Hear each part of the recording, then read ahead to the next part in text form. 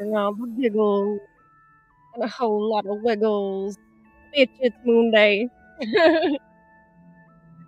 What up? What up?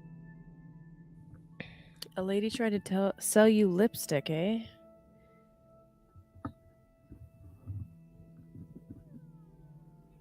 What's up? What's up? What's up? What's up? Happy Monday.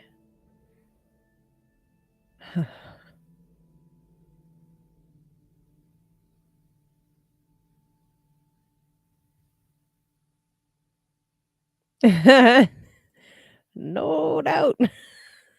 Like, no, thank you, ma'am. I am not a ma'am. Oh, jeez. What's up, guys? Yeah, Stacy, that's probably the only safe thing to do nowadays. So we have some really cool highlights this week. Actually, hold on, let me. That's better. Venus is visible. I haven't personally been able to confirm this yet because it's been snowing. So you'll make sure you go check out the sunset and look for Venus. Just checking in. Can you guys hear me? I just want to make sure that I am actually audible because that would be really annoying if I wasn't. Just quickly double checking my settings here. Yeah, it should be. Should be. Okay, excellent. Thank you, Stacy. You're the best. So yeah, some really cool highlights this week. Venus is visible. Mercury will be moving into Capricorn. We have the full moon conjunct Mars retrograde at the exact halfway point of the Mars retrograde cycle. That's pretty cool. And then Venus will move into Capricorn later this week. Question for you guys: How did the tying in of the tarot cards work for you guys last week?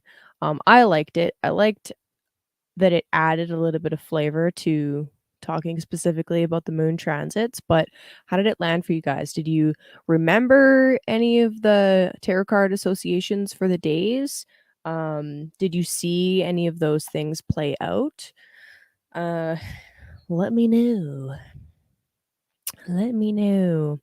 I did. But I don't know. I'm a hardcore nerd like that. So I was checking in. I'm like, okay, that's right. Today is right. Okay, today is Aries. Okay, so it should be 2, 3, or 4 of wands. All right. And then I did actually notice things specifically that related to those cards on those days. It was pretty neat. It was a cool practice for me. But did you guys notice anything like that? Like, curious. I'm making notes today, says Stacy. Nice. Yes, homework. Boom, I love it. We're taking notes like we're in class. That's right. Yes. Yes.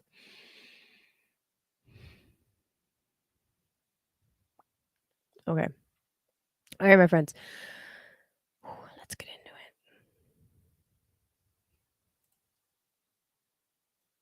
Wearing my Rocky hat today. Win, Rocky, motherfucking win.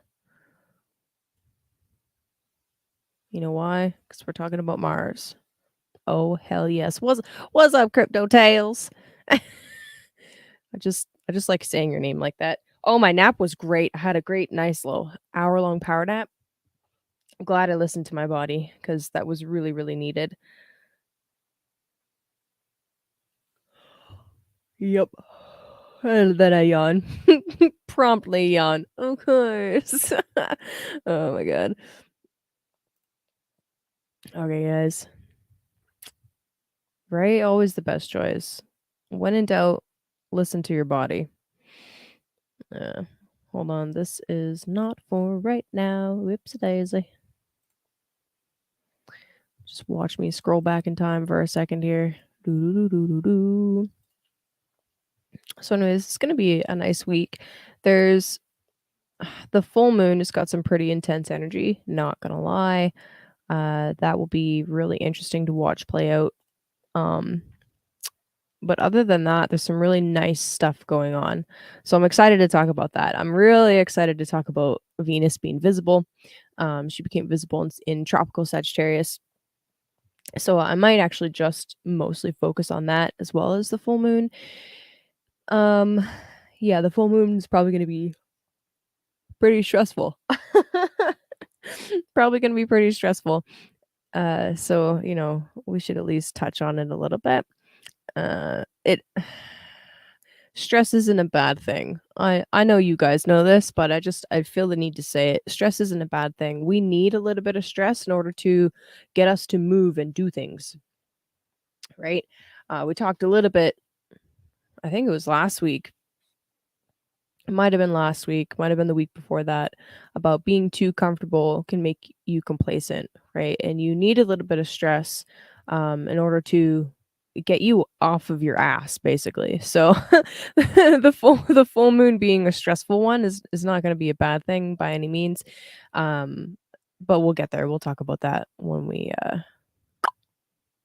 get to the date. What's up, Jenny? What's up, Sevens? Hey, Logan. Good to see you guys. Seven, stop being psychic. It's weird. Just kidding. It's not weird. That's okay. It's a little bit weird. It's a little bit weird. Um, fuck. What time is it? Alrighty. Whoa. Clearly, my nap needed to be longer, but that's okay. Alrighty, y'all. So I have the map here, the chart set to Sagittarius rising as we are in Sagittarius season. Happy birthday, Sagittarius. Do do do do do do do do do do. By the way, if your sun, moon, or rising is in this last decan of Sagittarius, Venus becoming visible was a big deal for you. And if honestly, if you have any planets in Sagittarius, Venus becoming visible is a big deal for you. Just real quick, I guess I'll start with that. So Venus, right? She represents love and beauty and values, and some say she's associated with money, finances. If you have a lot of Sagittarius, if you have a lot of Sagittarius in your chart, and especially if you have any planets around where Venus became visible, it's like taking this uh not a spotlight. I would associate the word spotlight with the sun, but with Venus, she is really friggin' bright in the sky. Um when she is visible, of course. So it's kind of like taking taking something and spit shining it. I don't know. I've been working with leather, so that's what's on my mind, but it's like taking something and taking a buffering cloth to it, um, shining it up real nice, giving it an extra pizzazz, an extra sparkle. Um, Venus is considered one of the benefic planets, right? Jupiter and Venus are the two benefics. Jupiter plays for the day team, Venus plays for the night team, but regardless, they both bring good things. In Vedic astrology, Venus is said to be the counselor to the demons or the oh, I always mix up their names. The Asuras, the Devas, and the Asuras. I always mix up which is which. I'm so sorry. But anyway, she is said to be the counselor to the demons or the night team. Um, and Jupiter for the quote unquote good guys or the day team. Anyway, regardless, Venus brings benefits wherever she goes. She always inspires beauty wherever she goes. Um, so this is especially beneficial for whatever house Sagittarius falls in for you. Okay. So for the last few months, Venus has been invisible, right? She's been behind the sun. She's been in the underworld, it is said. Uh, while she's been in the underworld, houses ruled by Venus, so your Taurus house, or sorry, your Taurus house and your Libra house have been going through it a little bit. It's been maybe not as easy to accomplish things in these houses. And I'm using these general terms because obviously everybody's chart is different. All of you here have a different rising sign. So this will fall in different areas of life for you. Okay. For me as a Capricorn rising, this is my 5th and my 10th house. Um, yep. And I can see Venus being invisible. I can absolutely see that playing out in both of those places. Um, But anyway, now that she's visible again, it's like these houses and wherever she became visible get this natural boost, like this poof. Anyway, really cool stuff. We can go through that for each sign if that's what you guys want to hear about. Instead of the Gemini full moon, I'll probably just talk about both because I don't know, Venus is in Sag, so that's playing into the energy anyway. Da da da, hello Zareleth. Hey Edward. Doo doo doo doo. Hello Daphne. Chance, what's up? Pow, pow, pow, pow, pow. Yeah, exactly, Zarelath. Um and it's interesting as I've been learning Hellenistic astrology, I'm really seeing a lot of these tales in different ways.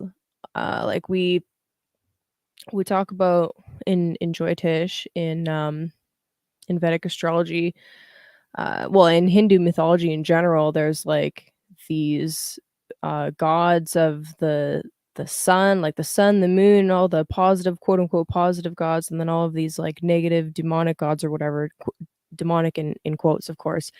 But then learning Hellenistic astrology, they're like, hey, there's two teams, night team and day team, sun and moon. And there's different rules for these people that fall under the day and fall under the night. And it's not that one is bad and one is good, they're just different. And once I learned that, I went and looked back at some of the Hindu stuff, some of the Jyotish stuff. I'm like, I think that they're actually talking about sect. That's what that's called, sect, day or night sect. I think that's what they're actually talking about, but they've lost the practice of sect in Jyotish. They don't use it. So that's super interesting. That's just my opinion right now. Anyway, yeah, exactly. Like all of us, just different. Alrighty, so let's talk about the sky, guys. So I'm gonna bring the tarot cards back into it again today because I don't know, I liked that practice. I thought it was pretty cool.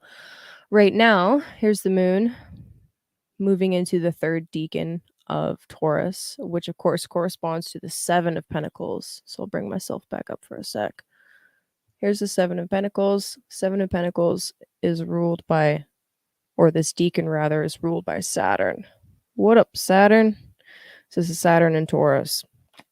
Now, the Seven of Pentacles has a lot to do with, well, I mean, in this particular deck, it's titled Lord of Success Unfulfilled, but it's because it's about um, stabilizing something long term, right? We're in the fixed sign of Taurus, and we're in the final decan of Taurus. So the final decan of Taurus, the sun, as the sun's moving through these positions, by the way, it's slowing down. It's slowing down quite significantly as it's heading towards the solstice point here. So as we're moving through this energy here, Taurus is quite slow as it's fixed Earth, obviously. And then this last decan being ruled by Saturn, which is also has associations of being slow. You get more of that feeling. But it's really, to me, this is about, like I said, building something long term, stabilizing. It is important to slow down and not necessarily double check things, but make sure that you're doing them right the first time. This is about applying structure and discipline to whatever it is that you're trying to accomplish. And I think personally, people that have planets in the third decan are a little more stubborn than the rest of the other Taurians, but that's me. That's my opinion. Um, yeah, so again, just with Saturn being a theme, and as you'll notice, actually, there's a square between the planet Saturn and Moon as it's moving through these degrees. We'll be experiencing this energy tonight, right now. Um, this is about facing obstacles, facing restriction, working through something, working through your fears and anxieties. Saturn is often associated with fear and with anxiety. And like I was saying when we started, you need a little bit of stress and you need a little bit of anxiety to get you off your ass and get you moving. If you didn't have it, you wouldn't you wouldn't improve on anything, right? Well, you might if maybe your chance and you're top hopping all the time, but for the rest of us mortal beings,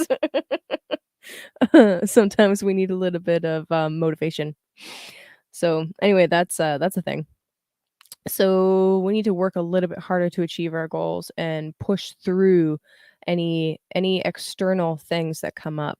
Often, a lot of the times when we have a fear or an anxiety, which is essentially a fear, come up, it's not a lot of the time, okay, I won't say all of the time, but a lot of the time, it's from an external source. It's not even something that is from us or from our higher self. It's from either a thought form, something that we have thought previously that is hanging around us energetically, or it is from some programming that we received maybe as a child, or some subliminal programming that we're picking up from, all of the media that we're being bombarded with constantly, right? There's something coming up that you have to push through and keep going to accomplish and achieve your goal, whatever that goal may be. Also, there's kind of interesting actually. It is said in some circles that Saturn is saying no.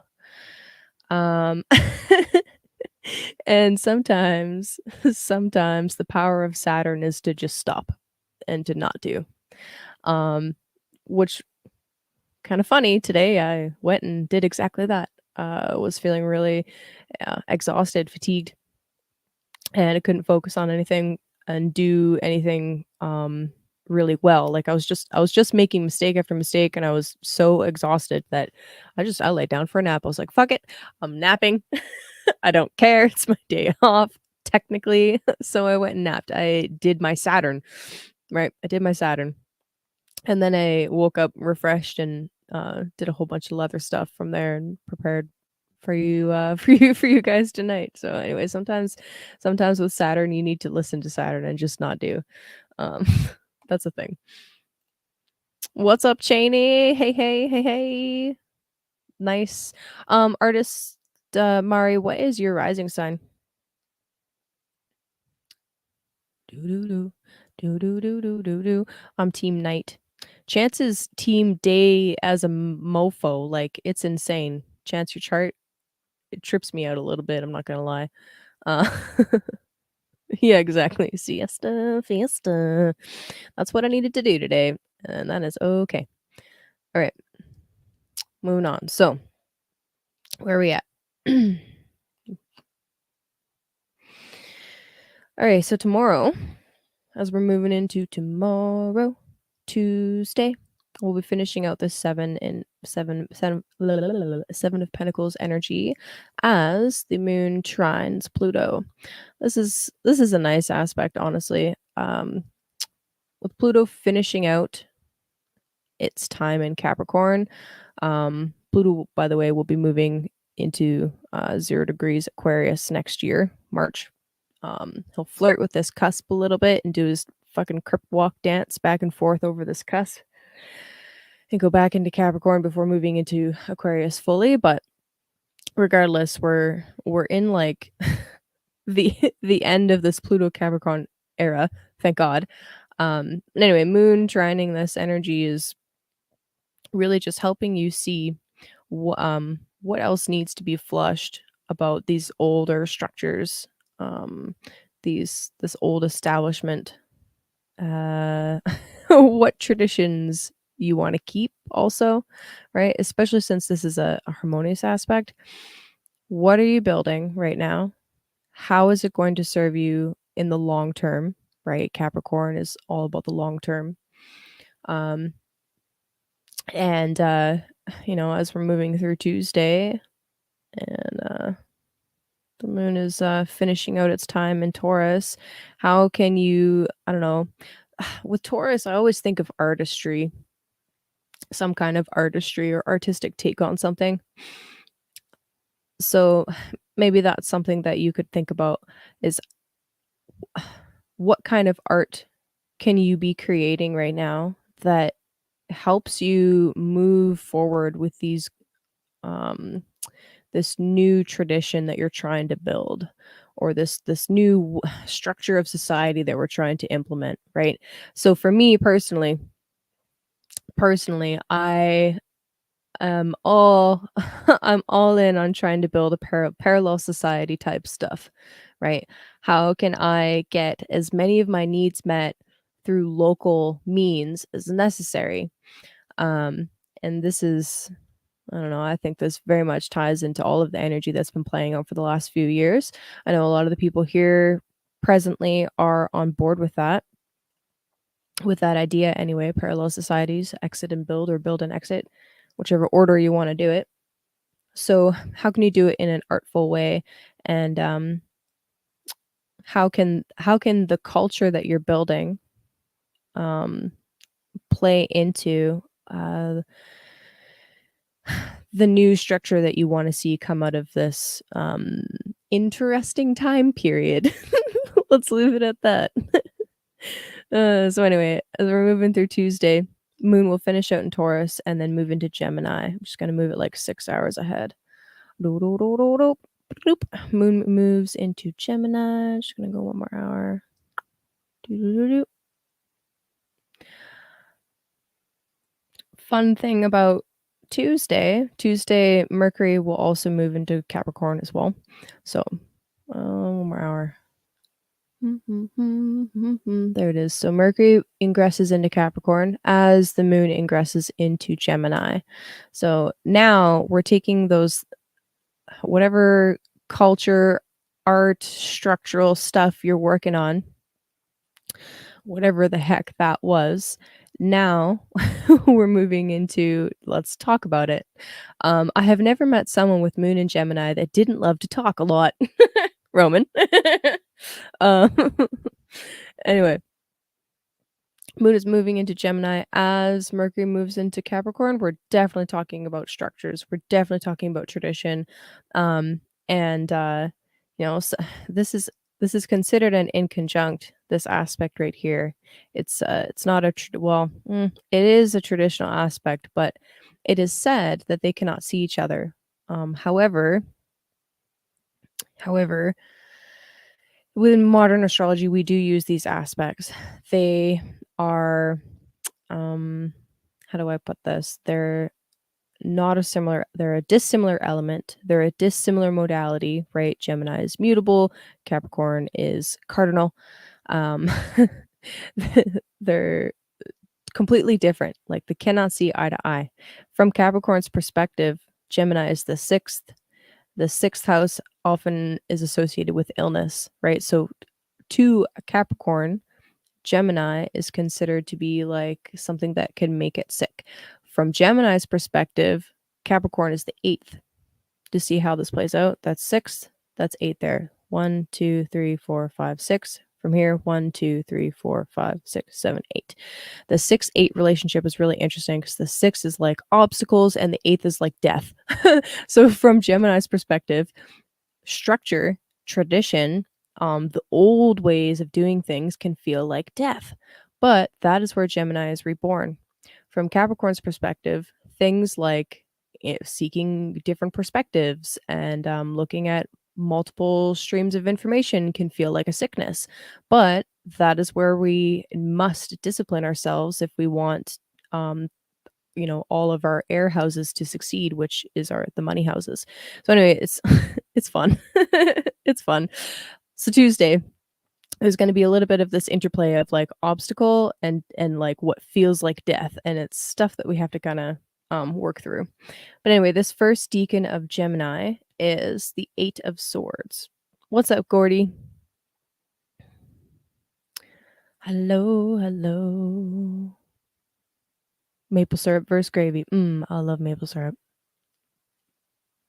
Maple leaf. Oh, because it's set to my location. That's why. Is this Canadian astrology?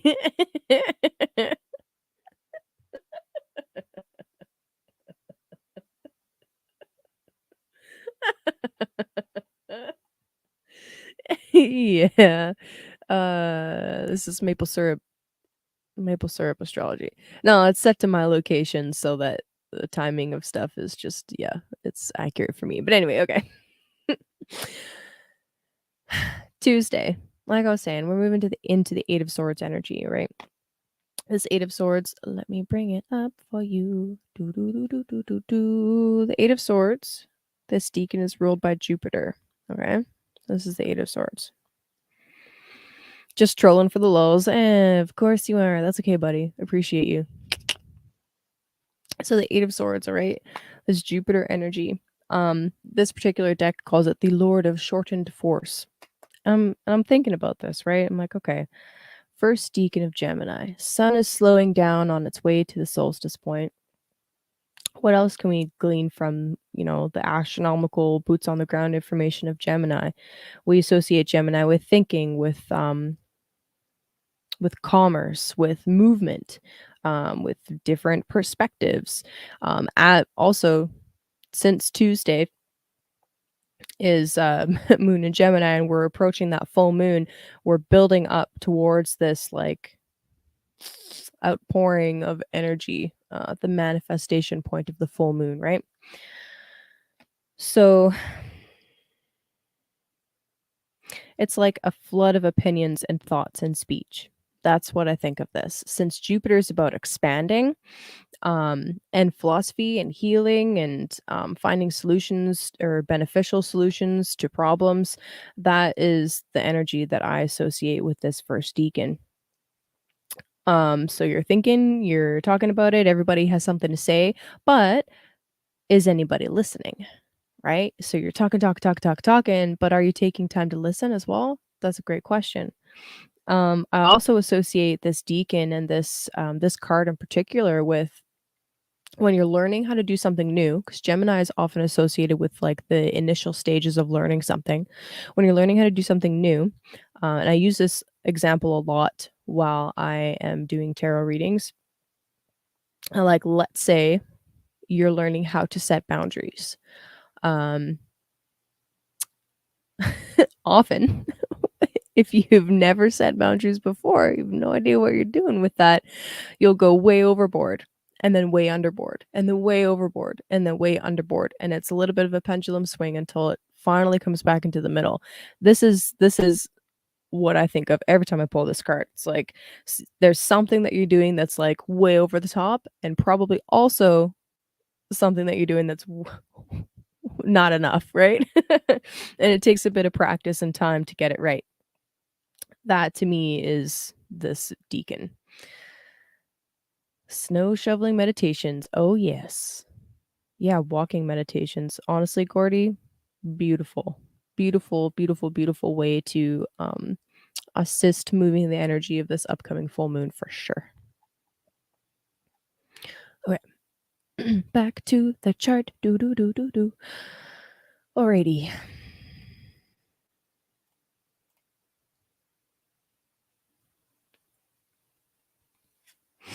So as we move into Wednesday, moon will move into the second deacon. Just move it 3 more hours. One more. So middle deacon is the 9 of swords, ruled by Mars, and this is where the full moon will occur. And actually, I'll just move it forward to the full moon exact. Might as well, since it is on Wednesday.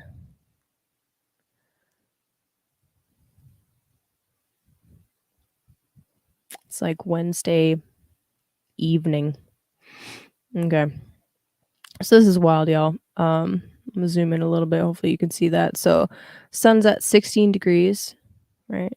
16 degrees. Actually, I moved this a little too far, but regardless, Mars has moved back. So he's in retrograde to 16 degrees. The moon's at 16 degrees. Boom, full moon. So the arrow of Sagittarius, right? The sunlight, the arrow of Sagittarius is being shot directly at Mars. So at this point on Wednesday, Mars will be the closest to us that it gets in its retrograde cycle.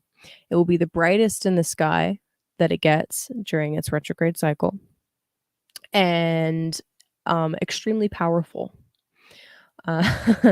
So that's fun. Also in the deacon ruled by Mars. So Mars isn't necessarily extra strong here because it's his deacon, but he is strengthened by being in an energy that he's familiar with. So let me pull up myself. Hello. Here's the 9 of Swords. Right, y'all are familiar with this energy. In the Rider-Waite deck, it's always like it's a dude sitting up with 10 swords behind him and he's like got his head in his hands, right? It's often associated with insomnia and overthinking and all of this type of stuff, which is I don't know, I think it's accurate. The 9 of swords in my deck is called the Lord of Despair and Cruelty. So it sounds scary, right? But yes and no. Like I said at the beginning, and I've repeated a couple of times, a little bit of stress and anxiety is absolutely necessary in order to get us to improve something. You don't improve, you don't change if nothing is, or if everything is going perfectly and wonderfully and according to plan. You don't do things to improve. You just don't. If any of you out there have ever gone through like the addiction cycle or any kind of like mental health crisis at all, you know what I'm talking about. You don't make changes until you hit rock bottom, right? At least with the addiction cycle. What's up, Cody? Hey, JLo. You don't make changes with failing mental health until something happens that makes you realize how fucked you are. And Gordy, you could speak to this for sure too, right? Like something occurs where you realize, oh shit, I have to make some changes here. These mutable signs, Sagittarius, Gemini, Virgo, Pisces, are all about change. It's about the change in the season. It's about a change in the energy. It's about changing directions. It's all about change. So, this kind of a full moon, you don't break free of narcissism until you are beaten to a deep pit. Yes, unfortunately. Sometimes you need that. Sometimes you need that kick in the ass. So anyway, this full moon, right? Um, especially as it ties into the Mars retrograde cycle, right? As Mars has been going backwards through Gemini, okay. It's simultaneously been getting higher in the sky too, by the way. I don't know if any of you have been watching that happen. It's really cool. Mars is making this like Z motion as he's going through the sky. It's really fucking sweet. But anyway, as that's been happening, you guys know if anybody's new here, and you're not a alternative information researcher, I guess. You might not know. I don't know. I think you'd have to have your head in the sand to not know, but there's been tons of information, right? Gemini coming out about specifically stabby things and how horrific, right? How horrific that is. The narrative is completely flipping. There's tons of things coming out on public social media and through the mainstream media as well that 2 years ago, 1 year ago, you'd be banned and ostracized from society for even mentioning, right? You'd be erased from the public square and silenced for even mentioning. Now it's coming out in headlines, and it's like, what? So narrative's totally flipping, literally. Gemini narrative, Mars, the action, um, and specifically the stabby things, flipping completely. It is okay to admit if you were wrong about something, right? And in fact, I would encourage it if there's been stuff that you put out as fact and it's like, "Oh, that's actually a little bit incorrect," even if it's just little errors, right? Like for example, there's this documentary, quote unquote documentary that came out, that died suddenly one, right? I'm sure most of you here have seen it. There were errors in it. Lots of great information, but lots of errors. It's so important to be upfront and honest about any of those errors, right? And this is where, I mean, we talked about this a little bit. Did I? No, it was with Romy. If I make an error while I'm doing predictions, it's so important to go back over that information and figure out why, like what went wrong in the analysis process leading up to that prediction. Um, and like if the timing is off on something, it's so important to know why so that you can improve, right? I mean, back in the day, okay, back in the day, if I were an astrologer to a king, okay, and I gave a bad prediction, I'd be put to death. Okay. I would be put to death or arrested, thrown in jail, whatever. It's not a little deal. So, thankfully, Thankfully or not, I'm not sure. That's not gonna happen now, but, dude, I love that. I have a group that I meet with every month like that as well. Yes. But anyway, point being, it's so important to go back, correct your mistakes, realize where you're wrong, and openly admit where you're when you were wrong, and when you make a mistake. That's, that's important to do just to stand in integrity, right? But also, Saturn will come for you if you don't. Okay, going back to hi, Benna. How dare you? Yes, spoiler alerts. Exactly. It's just spoiler alerts. Yeah. Yeah. Yeah, I would. Probably, yeah. Yeah. Um, because tropical is tied to the cardinal directions. Yes. So anyway. Oh, right. Yeah, I'd be burned at the stake, definitely. What's up, Charlotte? Okay. Go back to the chart. All right. So anyway, full moon in Gemini is gonna be interesting. It's definitely gonna be interesting. I have a feeling that as far as like different narrative points and information war related things go, we're going to see some crazy stuff go off. Another thing, so this is related, okay, because we're talking about Mars, which is on a mundane level weapons. In Gemini, things held in the hand. Um, we are seeing some absolutely draconian shit come out of the Canadian government. Surprise, surprise. Like, is anybody surprised? Shocker. I'm not shocked. So originally, just to catch you guys up, originally, the Trudeau government put a freeze on purchasing handguns. Okay, they're like, no handguns, you can conceal it. We're not going to let you have it. You can't transfer it anywhere. We're just freezing everything. Nobody can buy, sell, nothing. Just nothing. Okay. And we're like, okay, right? No way. He's so nice. Okay, so that was the original bill that they were putting forward. Like, nope, we're just freezing handguns. Okay, but only handguns. Y'all can keep your hunting rifles and stuff. It's fine. Um, just like in the States, when a bill is introduced, it goes through a process, right, where it's debated in the House and then it goes through the Senate and blah, blah, blah, blah, blah. There's like this whole democratic process that it's supposed to go through. So this bill went through, did some stuff. Some of the democratic process went through and did its thing. And then what occurred was there's this stage where you can amend, or they can amend parts of the bill where they're like, okay, we need to make this edit and this edit because we debated it and we decided that these edits need to occur. After that amendment process, it doesn't usually go back to debate. During that amendment process, they're like, oh, just kidding, bait and switch. It's not just handguns. We're also banning all assault rifles. And we're going to take cannons, like antique cannons. And what? Why antique cannons? I don't know. But also some like turkey hunting rifles and a bunch of stuff that they said that they would never go for. Yeah. Anyway, so here we are with that kind of stuff going off. How does this relate to the astrology? We're talking about Mars and Gemini, literally.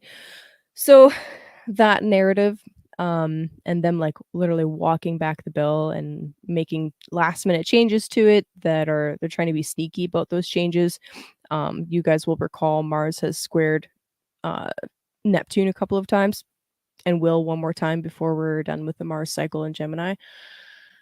All very pertinent, all very astrologically tied.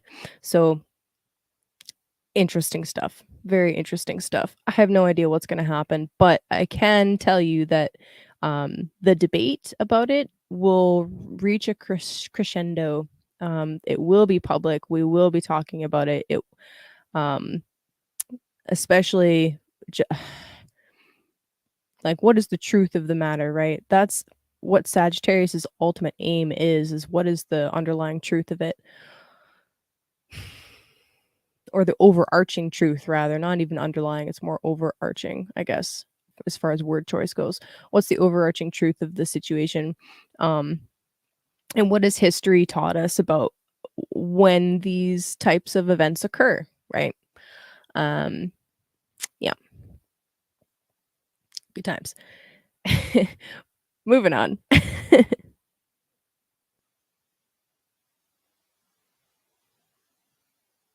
Mm. Mhm. Just yes. Yeah. Alrighty. So that's 9 of Swords energy. And of course, you know what, as I'm talking about this stuff, this is highly, stressful things. So I guess let's talk for just a minute about, like, how you can work with that energy, because there's a lot of, highly, like, highly mental energy, associated with this full moon, right? Or Gemini, middle deacon, 9 of fucking swords, and I'm talking about a lot of, stressful things, right? There's a high degree of information overload, right? There's a lot of, warring narratives and places where you can get sucked into, it's like social media, especially where you can get sucked into, like, duking it out through words, and it's really easy to just give up a ton of your energy to these things, to these matters that you ultimately have no control over. So what do you do with it, right? What do you do with all that? Well, there are lots of ways you can deal with it. On the day of the full moon, I would suggest, so for Wednesday, I would suggest to try to disengage from social media if you can. And instead take all of that Martian energy and funnel it towards what you do want to build. What do you want to see, right? What do you want to see? What do you want to build? What do you want to talk about? With Gemini, we're talking about communications. So maybe a decent suggestion actually for one, if you're stuck in your head, do as Gordy suggested and go on some kind of like walking meditation, a moving meditation. I suggest this a lot, but it's because I use it and it works. Some kind of thing where you're moving your muscles, Mars, and like literally moving. So riding a bike. I was literally just watching a documentary about racing shopping carts down giant hills. So, get creative with it. Um, it's friggin' winter where I am, so there will be no racing shopping carts, but, if you have roller skates and an indoor rink, go do that. If you have, ice skates and you have an outdoor rink, go do that.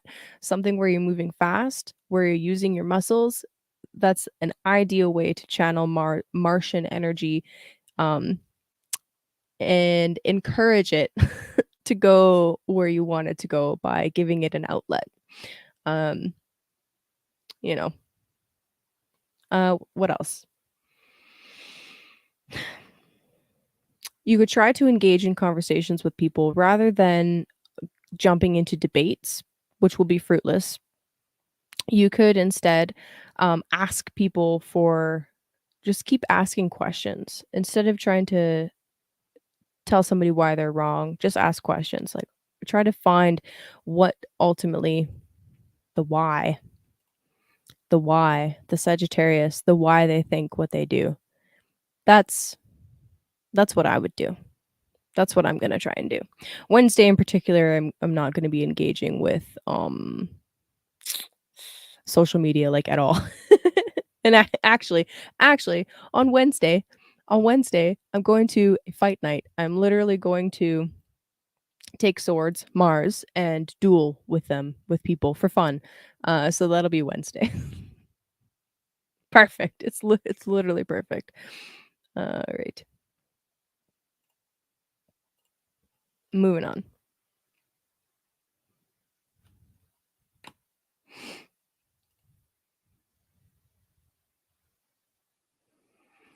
So Thursday, as we move into Thursday, the moon will be moving into this third decan of Gemini, which is commonly associated with the 10 of Pentacles, or the 10 of Swords. Let me bring myself back up here. The 10 of Swords. This is called the Lord of Ruin. But you know why that actually, it kind of confuses me a little bit because, well, I guess not really. So this third decan of Gemini, right? This last decan, this is right before the solstice point.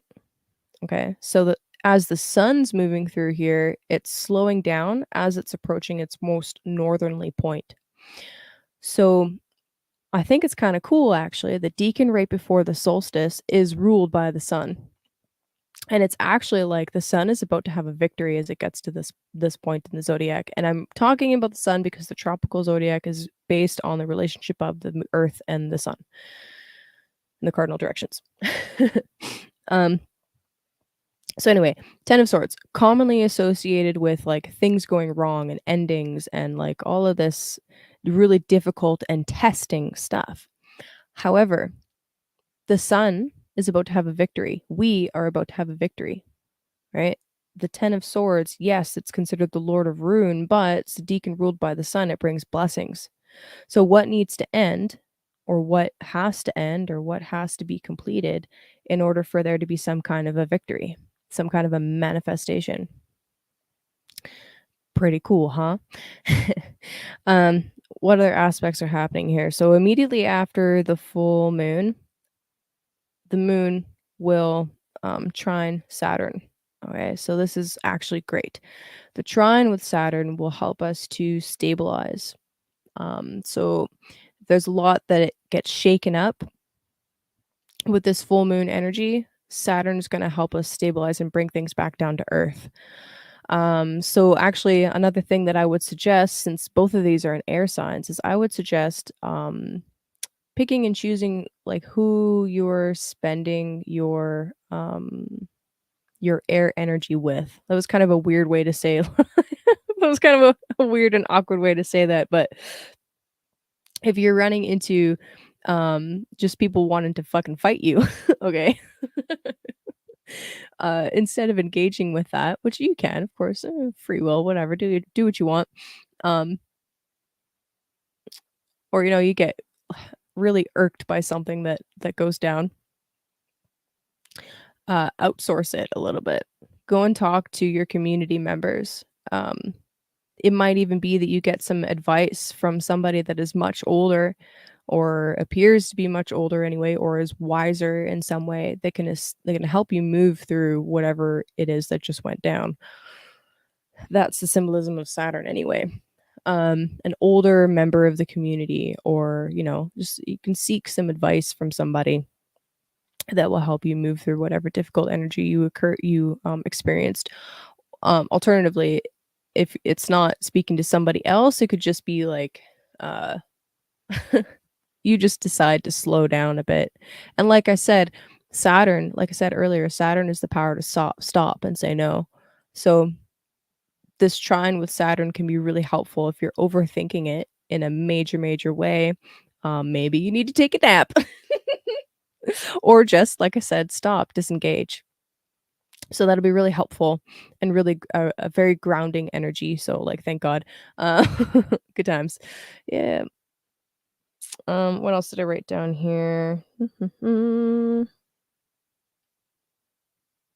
Yes. So immediately after the moon trines this lovely Saturn, it then squares like the image here right now. I have it squaring Neptune. Yay. So as soon as you get some kind of grounding advice, immediately after that, you're back to being confused.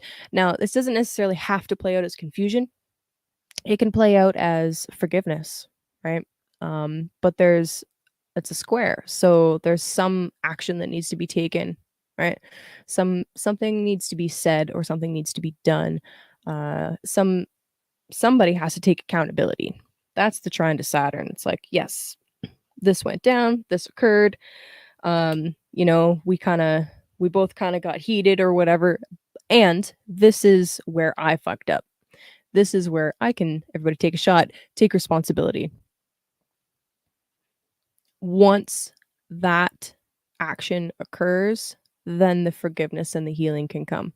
But, it can be really tempting for some people to just, go and drown, go and drown, not literally, but, uh, with in dopamine. Okay. What's up? False reality check.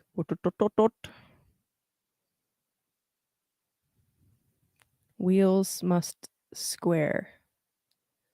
You know what? Life isn't linear, okay?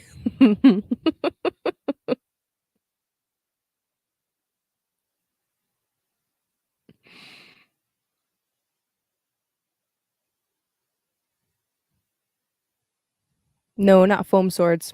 Um, Thank you for asking, Alan. So I've been going to this place where they have steel, but they have steel, um, but they also have these nylon practice blades. So on Wednesdays we don't use the steel because it requires more armor, literally. However, we can spar with the nylon blades, which is basically just like, I don't know, it feels similar to like cutting board material, I guess, but it's a specific kind of nylon that mimics both the weight and the feel of actual swords when they are connecting. So yeah, it's good stuff. It'll leave bruises, but you won't lose an arm. No losing limbs. Thank you, Binna. Appreciate that. All right, where we at? Do do do do do do do. We're at Thursday morning. Good times. Moving it to 12 hours. Boo-doo-doo-doo-doo. The other thing that occurs on Thursday before the moon leaves Gemini and crosses the solstice point is it will be opposing um, Venus. So Thursday, you have this beautiful opportunity for some kind of like forgiveness to occur, and forgiveness or healing or whatever, some kind of interesting conversation. There are going to be some very interesting conversations this week. Let's yeah. And then immediately after that, Moon opposes Venus as Venus is getting ready to leave Sagittarius. So with Venus and Sag, we have a wild love, a foreign wild love, okay? That's one way to look at Venus. Venus and Sag is adventurous. She wants to taste all of the flavors. Moon opposing her in Gemini is just kind of like amplifying that. I feel. It's also squaring Jupiter. So as soon as Venus or as soon as Moon opposes Venus, then immediately squares Jupiter. It's like it's almost at the exact same time. Um, so this is actually really cool. So Thursday night, there's this really intense T square that kind of kicks off. Ah, man, how do I even describe this? It's like if you went deep into the sauce, okay, instead of doing the responsible thing. Ha, take another shot. Ha, hilarious. Uh, if you went deep into the into the sauce, Jupiter is going to blow that out of proportion, and it's going to be majorly excessive. Um, if you didn't go the escape route and you went the more grounded and embodied route, then this will pay off majorly. And Thursday night could be like, well, now you have all sorts of new information. You've had some excellent advice from somebody that's potentially older than you. You've taken some kind of action to, either forgive or be forgiven. Hopefully one of those. And then now it's like um this kind of tension, these late degrees, the it's like this is you realizing what changes need to be made and then finding it within you to make those changes. That is my highest hope. It's a very brief transit. It's a very brief transit, this moon square. Okay. So anyway, moving on up. Moon crosses into Cancer. As soon as it crosses into Cancer, it's now opposing Mercury in Capricorn. So it's taking this energy actually from Jupiter that it just received. So the moon receives light from Jupiter, crosses over into Cancer, and then throws that light back onto Mercury. So it's kind of like receiving some kind of good news, but yeah, I don't know. We've made some kind of major change, and then as soon as Moon moves into its own domicile, Cancer, now we get to talk about it again. More talk. The first deacon of Cancer is the Two of Cups, ruled by Venus, actually.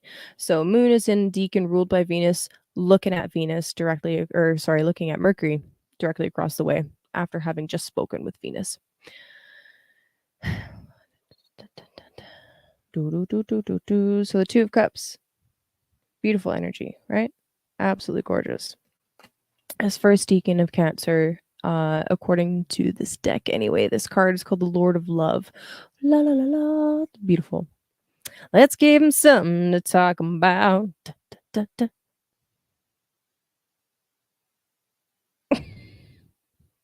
PK. Yep. Time to sage, bruh. That's funny. All right. Anyway, Two of Cups. Okay. I love this energy. Who doesn't love this energy, right? It's about finding comfort.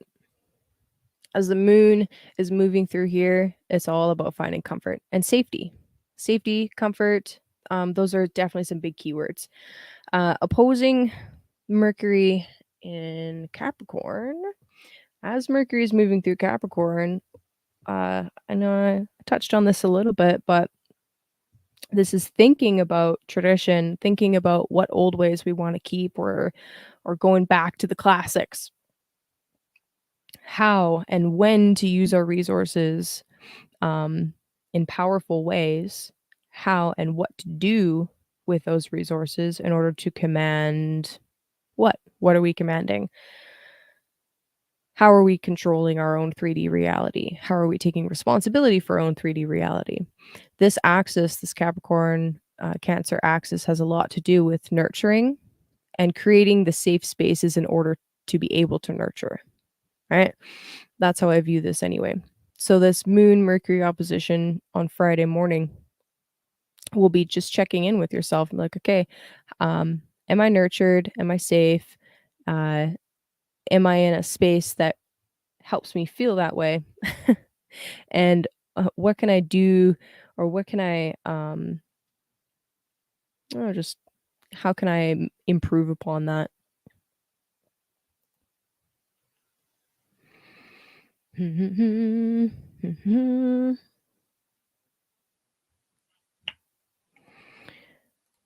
Keep going. So late Friday night and then early Saturday morning, Moon will be moving into the middle decan of Cancer. This is the Three of Cups. This decan is ruled by Mercury. I'll bring myself back up. What up? There's Mercury there. So middle decan of Cancer. Love yourself, exactly. Middle decan of Cancer, Mercury. This is the Lord of Abundance. This card is often associated with some kind of community building thing where you are gathering with friends that are just as stoked on life as you are. Right. Thursday is actually a really beautiful, or sorry, Saturday, I apologize. Saturday is a really beautiful energy for meeting with friends if that is something that you wanted to do. There's no harsh aspects on the moon. She's not making any like negative aspects. In fact, the first aspect that she even makes after talking to Mercury here is the sextile to these guys here, the node and Uranus. So a positive aspect, basically. So Saturday, freaking brilliant day for getting whatever you want to get done. But I would highly recommend seeing friends, celebrating with somebody about something, talking with people that you love. people that help you feel nurtured, and nurturing yourself, right? You gotta fill your own cup. Guys notice. You guys notice.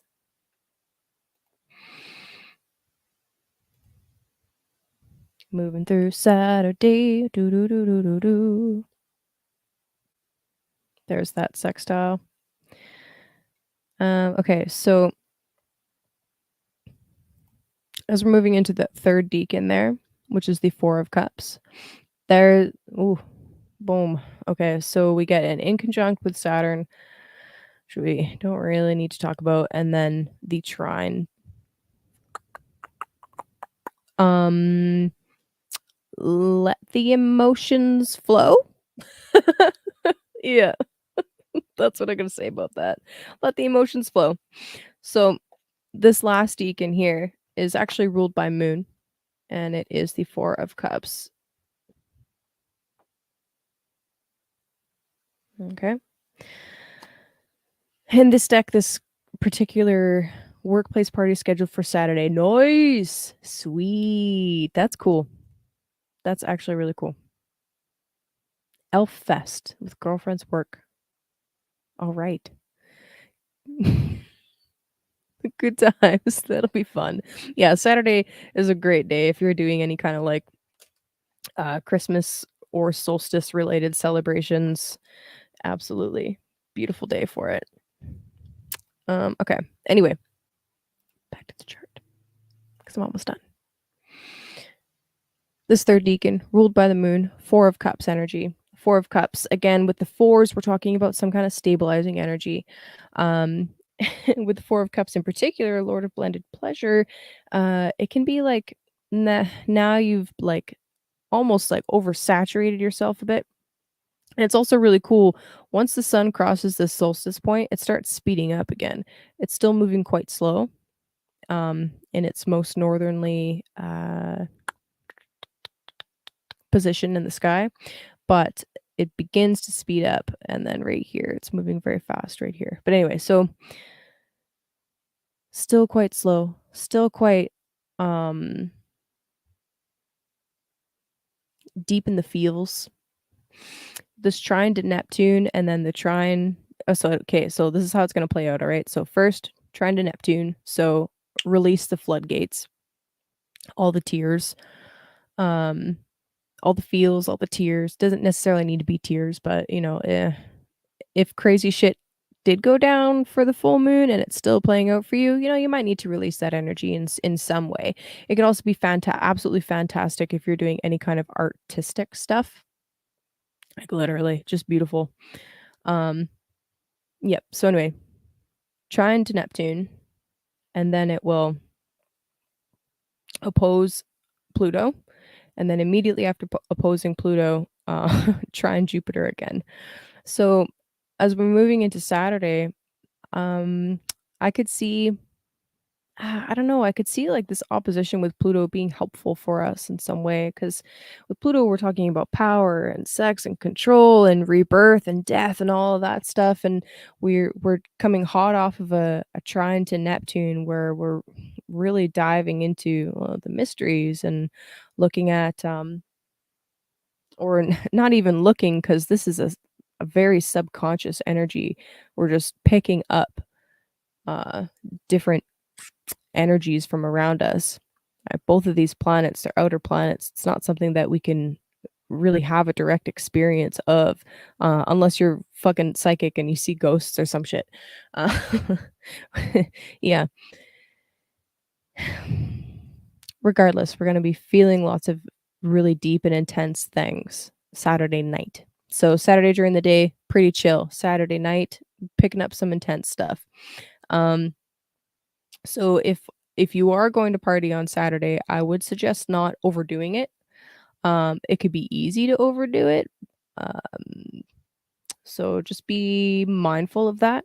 And if you do overdo it, well, you might just it's not like you'll be forced to deal with some really gnarly consequences or anything, but the opposition to Pluto is definitely going to check you. So, yeah, just be mindful. That's all I gotta say about that. But yeah, as soon as that opposition occurs, then it's back to a trine with the benefic, right? Jupiter in like all his glory in the last degree of Pisces. Like, damn. And that could be very helpful. Or if you did overdo it, it could push you overboard. So just yeah, be careful about that. And just keep the energy flowing, right? So keep moving, don't stay stagnant. All right, moving on. Moving on into Sunday. Sunday. So Sunday we move into this Leo energy. So we're going from all of this like actually kind of intense emotional stuff with Moon and Cancer into this like victory energy. So first we meet with the 5 of Wands. 5 of Wands is on Sunday. 5 of Wands is often associated with like competition and well, uh, different kinds of like ego battles, uh, a little bit of stress, right? A challenge. Fives are challenges. Some kind of thing or other individual or event comes up that you need to work through. And I'm just looking for the 5 of Wands in my deck because I didn't pull it out. Sorry about that. Staying with me here. Right. So the 5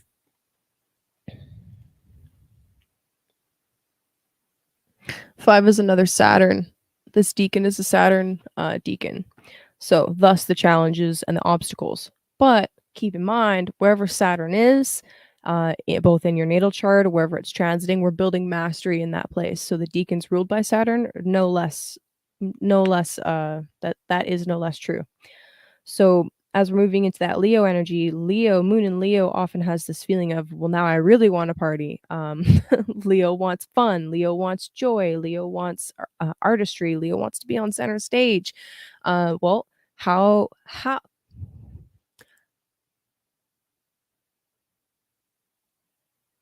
I almost asked you guys, how does an actor get a gig? Then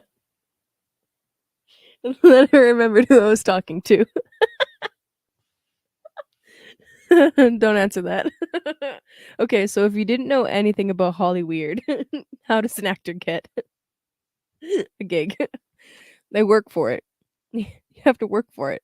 You have to be disciplined. You go and apply. And in order to get good at something, at anything, and to be on stage, an agent. Yeah, you get an agent. No, no, Stacy, we're not going down there. No, bad. Um, in order to be on stage, you have to practice something with discipline, right? You build yourself a stage. There you go. They jump up and down on a couch. He was already an actor when that occurred. Okay. Unless you're talking about a casting couch. You guys, my God, the worst. Okay, you have to work at it, right? You have to practice something. You have to be disciplined.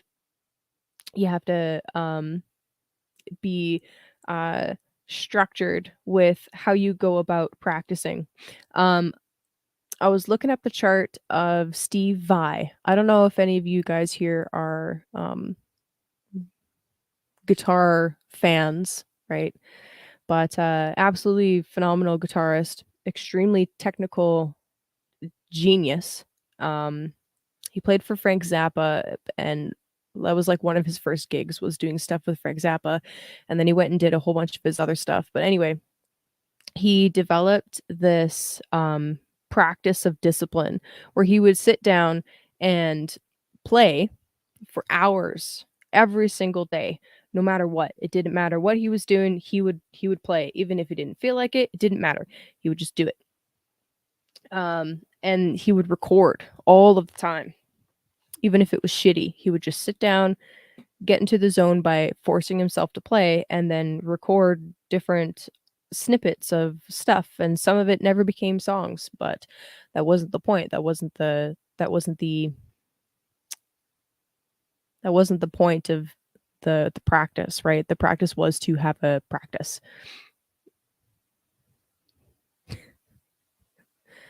Yep.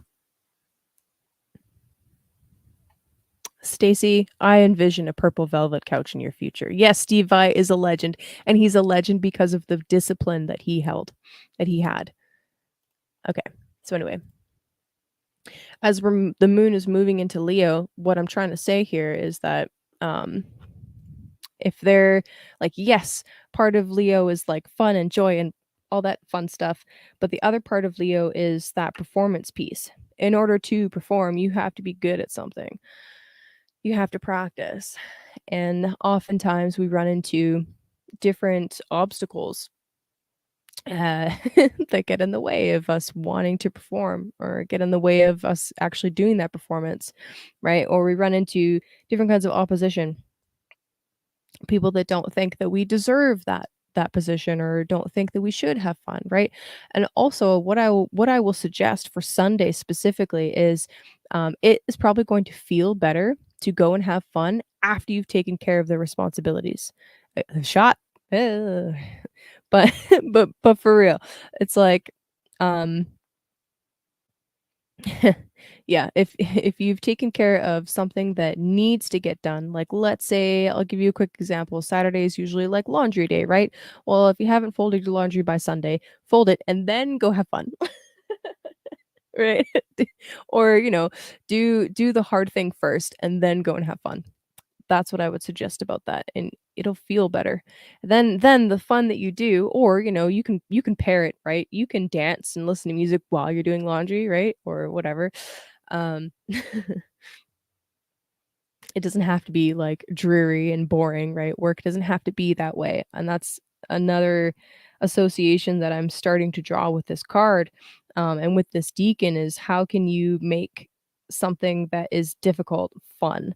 Because you're more likely to do it if it is enjoyable, right? So, how can you make it fun? How can you make work fun?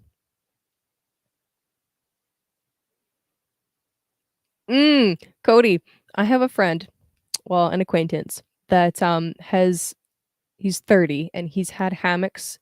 He's had strictly hammocks for the last 5 years. No bed. He doesn't have a bed. Uh, See, there you go, Stacy. Anyway, he has a hammock. He only sleeps in hammocks, and, he says it has cured his back problems. He doesn't have back problems anymore. I'm like, "What? You're only 30. How do you have back problems?" But anyway, doesn't matter. Okay, what else? What else we got going on? Yeah, that's pretty much it for Sunday. Uh, let's see. First aspect that moon makes will be I believe. Let's see, trine. No, sextile. Let's move it forward.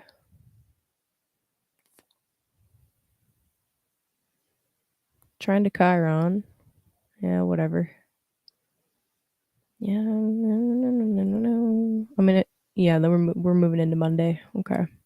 Yeah, so Monday we'll be moving into the 6 of Wands energy, okay? 6 of Wands, motherfucking victory, right? That's a Jupiter deacon. So we go from a Saturn deacon into a Jupiter deacon always. So this Saturn, right, work, obstacle, discipline into Jupiter, victory, philosophy, healing, joy, right? Boom. Okay, anyway, that's the chart. That is the chart. Any questions?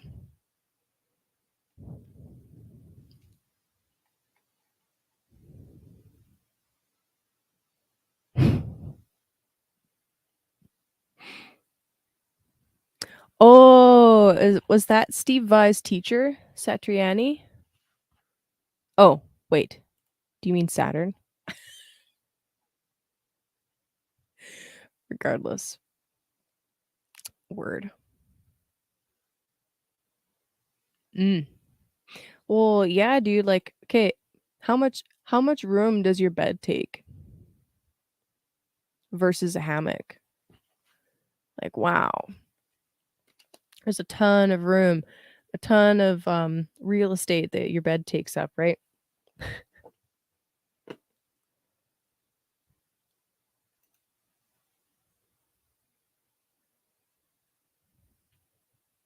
Yep.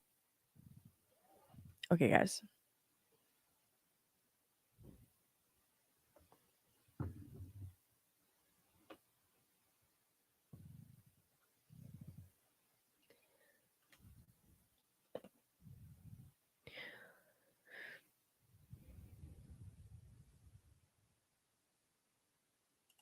That's gonna be some really hardcore beams that you're gonna need to put in there. But it would be sweet. Oh, missed it. Sorry, buddy.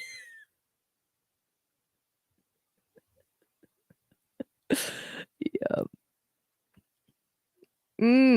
Stacy said she did. I do. I got notes. Got notes on notes on notes. Okay. All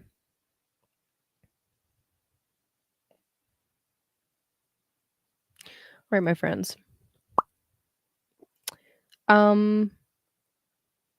Which transit do you guys want me to focus on for the signs? The full moon in Gemini with Mars, Venus becoming visible, Mercury and Venus moving into Capricorn, which, by the way, I almost forgot to show y'all that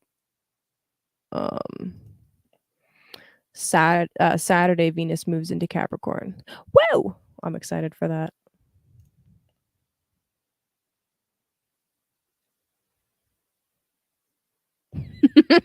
That's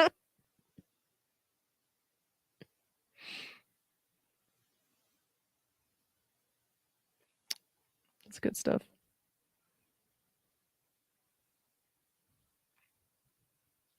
I wish there was some way I could do like a poll. Logan wants me to talk about the full moon.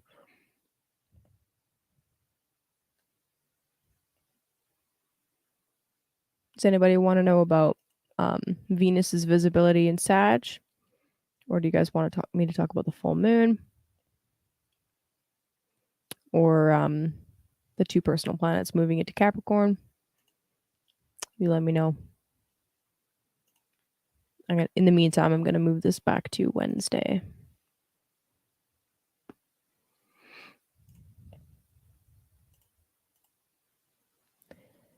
Hanging out, do do do do do do do down the street, same old thing, do do do do do do we did last week. Not a thing to do, but talk to you. We're all right. Hello, Wisconsin. There it is. Stacy wants to know about everything. Okay. Venus visibility. Damn it. Venus visibility. Okay, 2 for Venus, 1 for Gemini.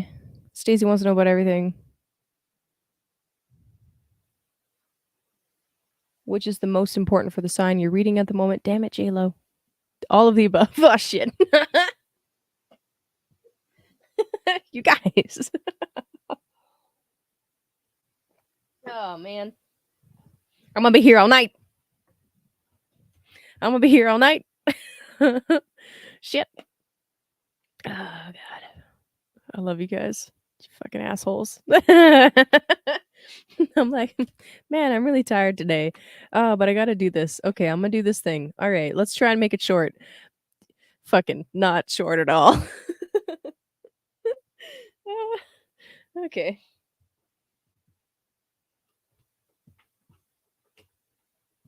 Just talk about everything. That's fine. I'll just talk about everything. This is classic Mars and Gemini. Why don't you just talk about everything? Okay. All right. Guess we're talking about everything. Damn it. Okay. I love you guys though.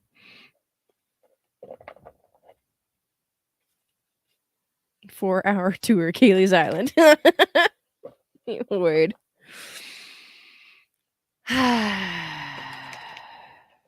Anyway, PK, I really appreciate you asking questions, right? I really appreciate that. The questioning about like, hey, would you use tropical or sidereal and why, or would you use it if you were an ancient and all that stuff. I really appreciate that. It helps me develop my why, right? Appreciate that. I asked a room of geniuses. Yeah, that's what I get. Thank you, JLo. So anyway, keep the questions coming. So I appreciate them. I do. Very much so. And I apologize if I ever seem dismissive. I'm not trying to be, I promise.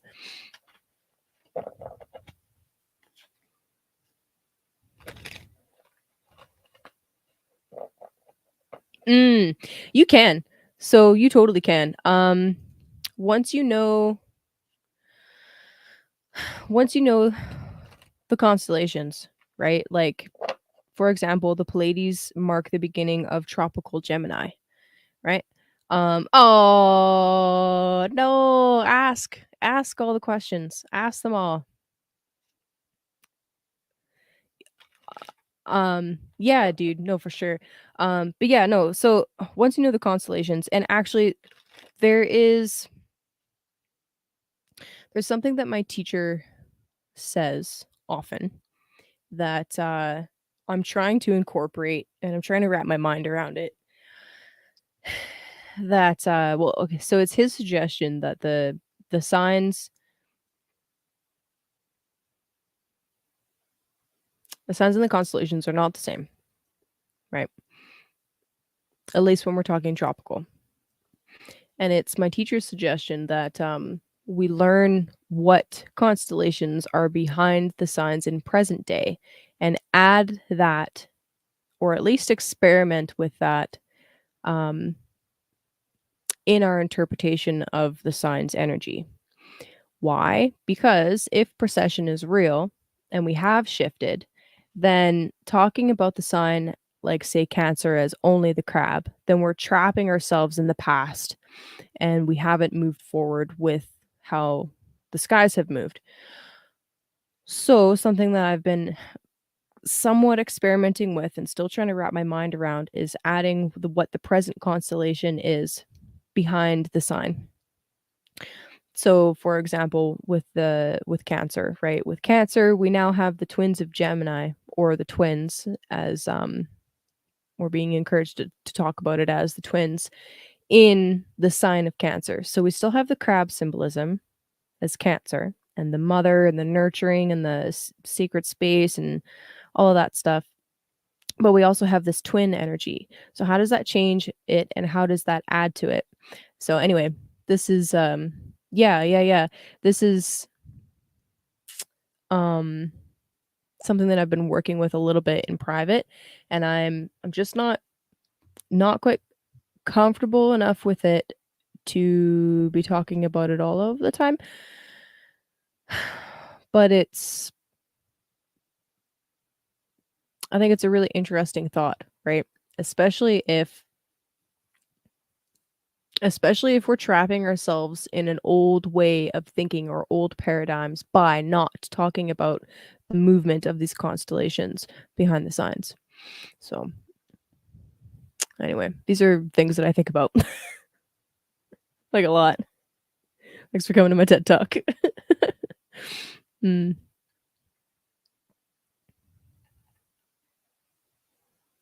Yeah, it's it's important. Yeah, the change is due to the pre-session, not pro-session, pre-session. But yeah, anyway, Crypto Tales, please ask questions, especially if you think that they're dumb questions, because it's probably something that I just haven't explained clearly enough. And that helps me to know what I need to slow down on and explain better, right? I think that sometimes I get too technical and I'm trying to not do that. So asking a question, even if you think it's a dumb one, there's probably 10 people that watch this that think the same thing and are like, "What?" So, please don't be shy. Yeah, and if I miss it, um, like I try to catch all of the chat, but if I miss it, then feel free to ask it again if I don't answer it. Yeah, dude, there's a lot of novices here, so it's all good. It's all good in the hood. I'm sorry. Yeah, it's all good. So, yeah, ask away. And in the meantime, Pisces. Let me bring the chart back up. Okay, so Pisces. Let's talk about Venus's visibility first. Venus becoming visible in your 10th house. This is fucking awesome for you. I have a feeling I talked about this last week, but I'm going to touch on it again real quick. So Venus becoming visible in your 10th house really gives you a solid boost to whatever career goals and aspirations you have at this time. If there's anything that you want to put out there that specifically relates to your career or your public image, do it. And then as these two planets are moving into Capricorn, then we're talking about the 11th house for you. Well, the 11th house is the rewards that you get from your job. Okay. It's the second of the 10th. 10th house being career and work and public image and all that. This is the second house from this house, meaning that this is the resources, the wealth that you get from whatever efforts you put in here. So these two planets moving into the Capricorn for you will especially a newly visible Venus, a newly reborn Venus, and then when Mercury becomes visible as well, him or her or whatever the fuck, I don't know how to talk about Mercury. They being reborn in the 11th house is pretty major. So if there are people that you want to talk to network with, if there are yeah, I'm going to finish that thought. If there are people that you want to network with that will help you achieve some long-term goals, this is a fantastic period to be doing that, to be talking to these people, to just really strengthening your wider social network in general, and reaping the benefits of doing exactly that.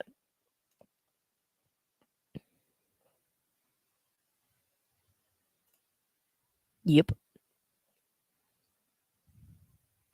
Oh, yeah. Okay. Okay. So the houses. Let's start with what this line is here. Okay. This line represents the horizon. This is east-ish. This is west-ish. And I say ish because it's only directly east or due east and due west when this is Aries or Libra rising. Otherwise, this is to the south and this is to the north. But anyway, east, west. Okay. Everything above this line is what's in the sky at that moment. Everything below the line is what's below the horizon and therefore not seen in the sky, right? The zodiac is measured from the center of Earth. The tropical zodiac is measured from the center of Earth. So right in the middle, this represents the center of Earth. The houses basically tell you what time of day it is. So for example, the chart that's up right now with Pisces rising, if the sun is up here in the sky, then it's almost solar noon. Okay, almost solar noon, and therefore very bright, middle of the daytime, right?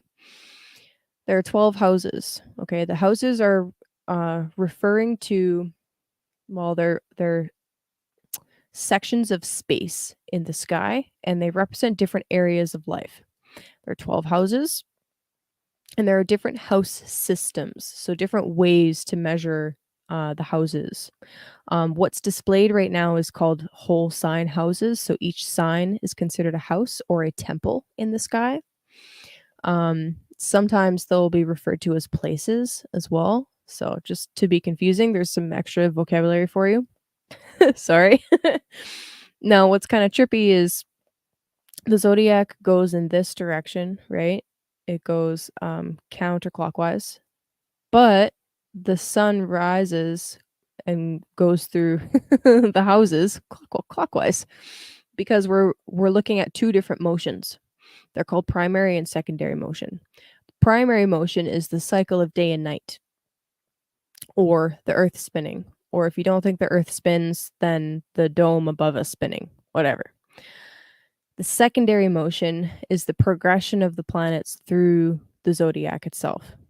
So there's two motions that we're actually looking at with astrology. Well, multiple motions, but two is basic enough and already too complicated. So anyway, houses 1 through 12, each house represents a different area of life, okay? And everything in life you can find in the chart because this covers everything. The first house talks about your body, right? So talks about your body and I believe the path that you are on in life. So what you're learning, the archetype that you are embodying. I hope you got your notepad. The archetype that you're embodying in this lifetime, and what your first house is determined by the location that you were born and the time that you were born. The first house is the most important part of the horoscope, your ascendant sign. Fuck your sun, fuck your moon. They're both important, but the ascendant determines everything else, right? I'm not here to debate whether the earth is spinning or not. So anyway, first house is you, your body, your life path, your biggest lessons, the archetype that you're embodying, all that stuff, and it lays out the rest of the houses. So the time that you're born and the location that you're born is very important because it's like setting your fingerprint down. Okay, so that's first house. The most important houses, the most visible houses, are the first, the 10th, the 7th, and the 4th.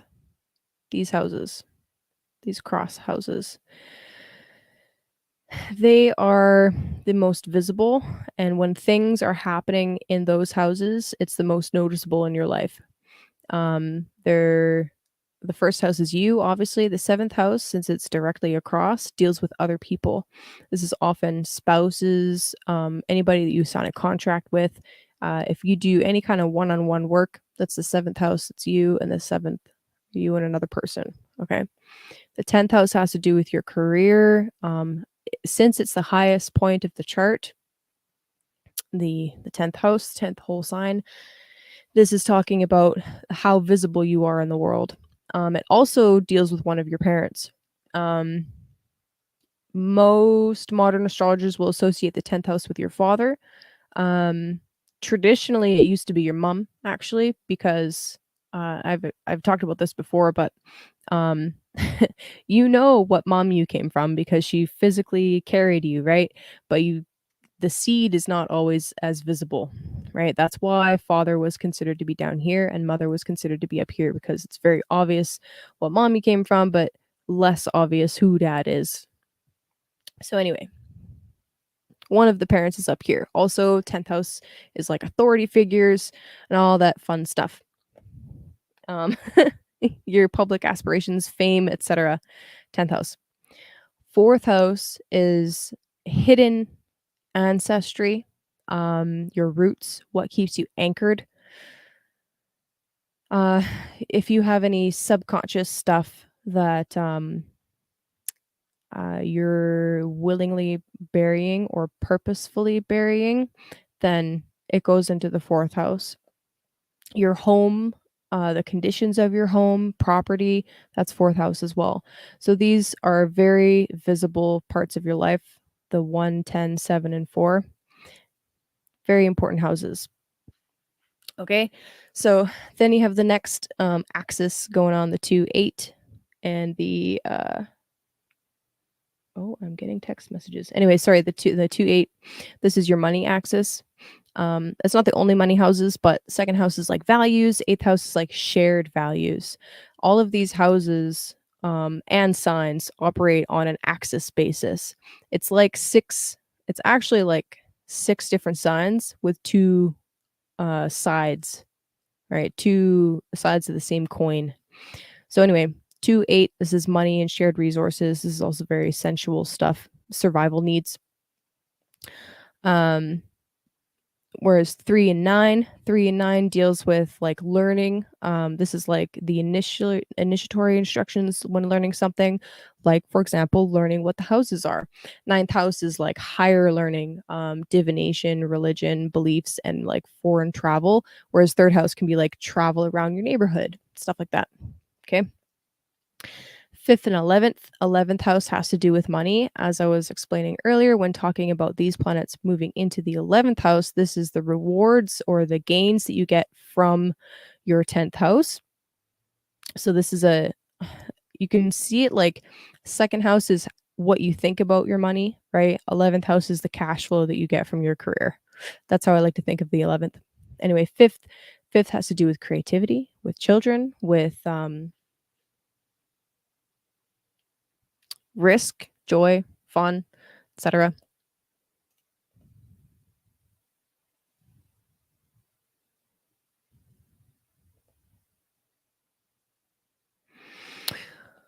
That's a good question. I would use a combination of instruments and tables. Okay, so anyway, um, good old tables. Fun, fun, fun.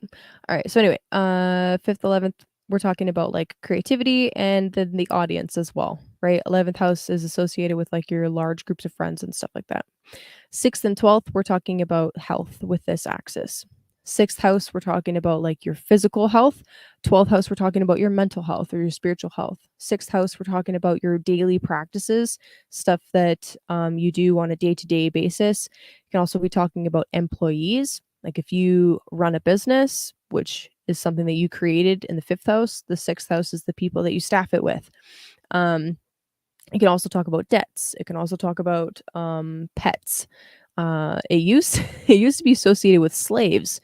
Remember, astrology was practiced for emperors and kings and caliphs, not necessarily the common man. So you would have a house to talk about the people that you employed, or i.e., back in the day, slaves.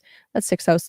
12th house is like um, it's considered to be the most spiritual house. It's considered to be the place of undoing, isolation, mental health, spiritual health, sleep.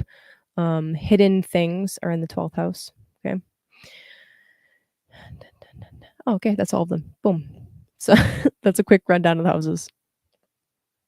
All right. Oh God. Okay, so today is just answer question day. I like it. Okay, I like it. All right. I'm down with that. That's a very Gemini moon thing. So if you have nothing in a house, that does not mean that the house isn't active. So, for example, here we have Pisces on the screen. Okay, so for example, if this was your birth chart, okay, if you were born on this Wednesday, that would mean that you have nothing in the sixth house, you have nothing in the seventh house, and nothing in the eighth house. But that does not mean that you don't have a daily practice of things that you do. It does not mean that you won't get married one day. And it does not mean that you don't have shared resources or things that go bump in the night in an eighth house manner. So, what you would do is, let's say, also, there's no planets except for Chiron and Aries. So it's like, does that mean you have no money and no values? No, no, no, no, no. So how you assess that is like, okay, first of all, you there is a sign there, right? So let's take Virgo on the seventh. Say you have nothing in your seventh house. Well, you have a sign there. So what is the energy of the sign, right? So with Virgo on the seventh, we're talking about spouses and partnerships, and we're talking about Virgo in nature. Virgo, so this is what you would do, okay? So Virgo is all about organization, all about healing, the healing arts, natural remedies, witch shit. I associate it with witch shit. Um, plants, plant magic. Um, it's ruled by Mercury as well. So ultimately, a Pisces rising chart, right? Even if they have nothing in Virgo, the partnerships that they're most likely to attract to them or they're most likely to get married to are people that can go with them on the journey towards service. Both of these signs have something to do with service. Um, Service to a higher calling, Pisces, service to the healing arts and to others, Virgo. That doesn't mean that they're totally selfless. It just means that they have kind of like a mission. They kind of have a mission. And then ideal partner for a Pisces rising is someone that will go on that sacred mission with them.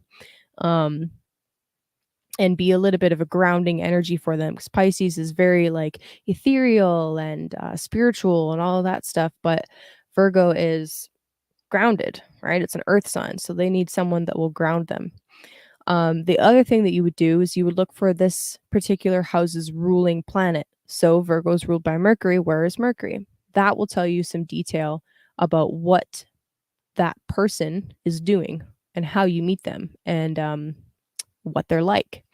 So, to continue this example, Mercury is in the 11th house in Capricorn. So, since Mercury is here in Capricorn, this tells me that your spouse, if this were your chart, your spouse is someone that you're most likely to meet in a group of friends. That's Mercury in the 11th. They might be very heavily involved in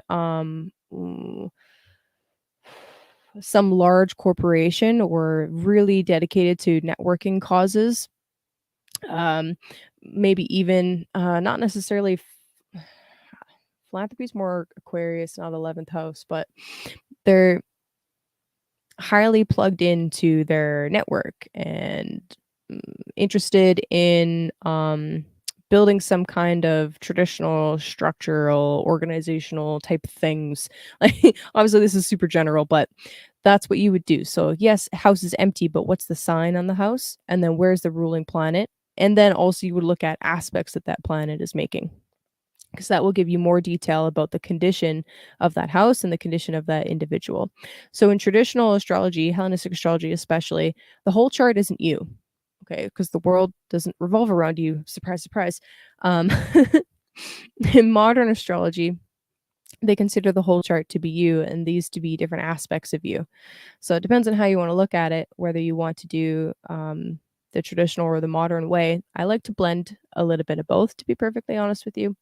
But so with modern astrology, we would say, well, this is how you show up in relationships, and therefore your shadow aspect, and that's what you attract to you. Modern astrology is just no, that's your spouse. So the other planets represent other people, uh, to the traditional astrologer's perspective. To the modern astrologer's perspective, all of the planets represent different aspects of self. So again, it depends on what direction you want to take it, and yeah, what kind of information you're looking for exactly. No, they won't be off the rails.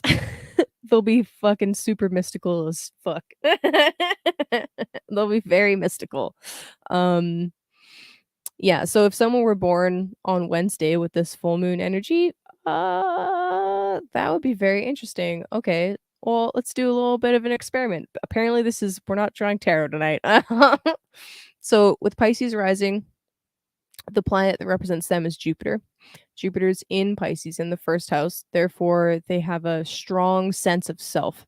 Even with Neptune there, they still would have a strong sense of self because their steersman, the planet that's running the ship, right, that rules the rudder, literally, is in the first house. So they strongly identify with themselves and with their own body and with their own identity. Jupiter also rules the 10th house. So there's something actually about their career that they would strongly identify with as well, since this planet rules both of these houses. So to keep going with that, they would be born by day. So have a daytime chart. So they'd be of the day sect, meaning that certain planets perform better or worse for them. Saturn performs better. Mars is more troublesome. Jupiter is their benefic, so he performs better. Venus is still good, still benefic, but doesn't perform as good. Um, they wouldn't be necessarily off the rails. Anyway, so Sun in the 10th house is a super strong Sun in Sagittarius. It's pretty cool. Um, generally speaking, you could say that they'd have a pretty decent focus on their career, and they'd be most likely to pursue something that either had to do with travel, like a Sagittarius theme in general. So travel or philosophy or healing or the quest for truth is something that guides them in their career, definitely. Yeah, yeah, you gotta ignore the clock because it's not, this is I have it set for Pisces rising, whereas if I were to put it back what's a career? If I were to put it to, let's put it back to whole sign houses. Do do do do. So if I put it back, the time that's on the clock here has Leo rising, right? But I have it set to artificially put Pisces on the rise. So it would be a nighttime chart, but yeah, exactly. Kaylee's night school. Word. What's a career? I don't know, dude. I don't know. I'm gonna be a housewife one day. I swear to God. I swear to God. Yeah, yeah, yeah, yeah. So anyway, yeah.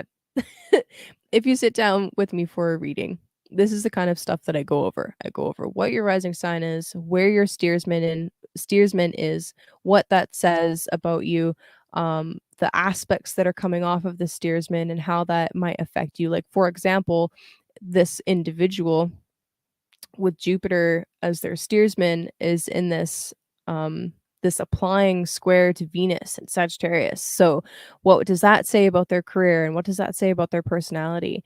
And what houses does Venus rule, right? Venus rules the 3rd and the 8th. So how does that play into it? That kind of stuff. Yeah, dude, it's you gotta you need your birth time and where you were born, and then you can figure it out. Yeah. But if you don't have a birth time because right? If you don't have a birth time, okay, because there are places that don't record birth time, right? Or they round it, right? So, like I did a reading for somebody, where they just don't record the time at all. And if mom is drugged or, in labor and not paying attention, and there isn't somebody there with a stopwatch, most people's times are rounded up or rounded down anyway, and they're a little bit off usually. It's not a huge deal. Uh, but if you don't know what time you're born, then what you could do is you can put the sun. You can put the sun on the rise, or you can put the moon on the rise. If your mom has like no idea, or you're not in contact with her or something like that, right? And you can read the chart from the sun. It's called Surya Lagna. Lagna meaning um, first house, basically, and Surya being another name for the sun. So you can do that with the sun or the moon, and put that on the rise and read the chart that way. And it's still pretty accurate. I mean, all of the planets will be in the same signs no matter what time, except for the moon. The moon moves an average of 13 degrees a day. So if you're not sure about the time and the moon's close to a house cusp or a sign cusp, then then you can do a little bit of investigation to see what is more likely. Like if um you could just look up like, okay, let's say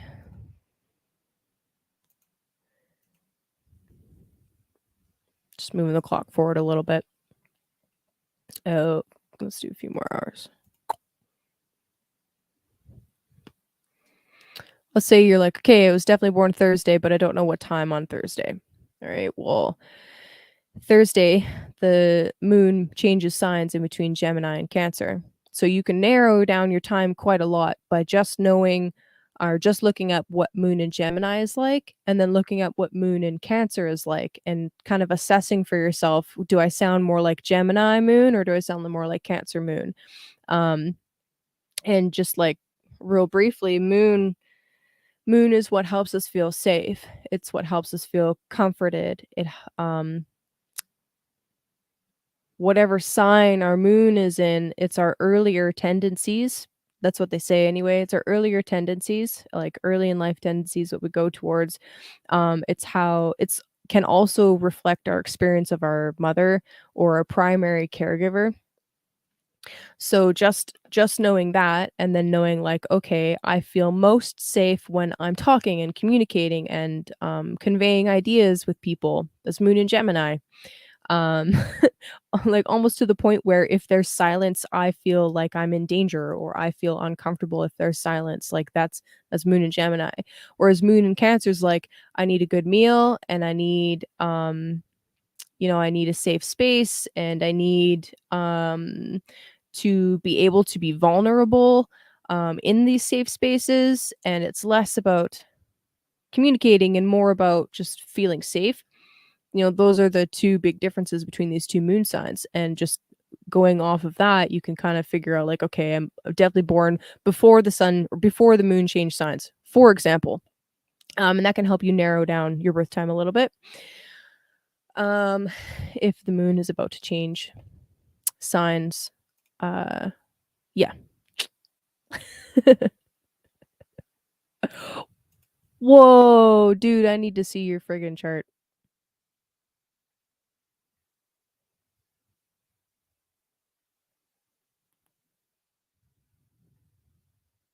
Okay, going back to see the chat. Yes. Yes, yes, yes. There are a few different ways to see conception date. Um, there's a Okay, hold on. Yeah. Okay. So, I have played with that. I have looked up what my conception date is and figured it out.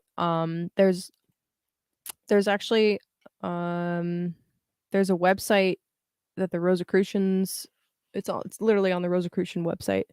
Um the formula for figuring out the conception date. And there's even a way to see using their formula whether somebody was born early or late. And I've only tested it out on myself. I need to test it on more charts, but it's really interesting because there's just it's another layer of information. Um, so yeah, that's a good question.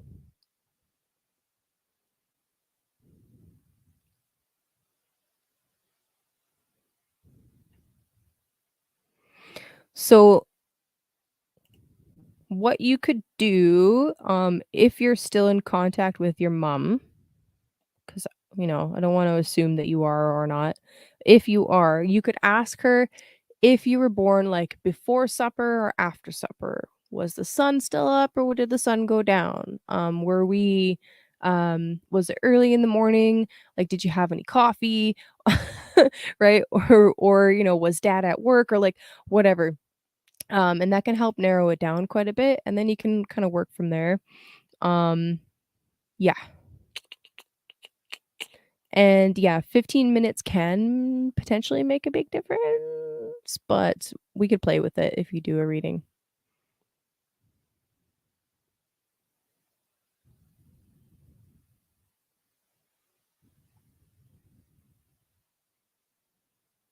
Exactly, or was it?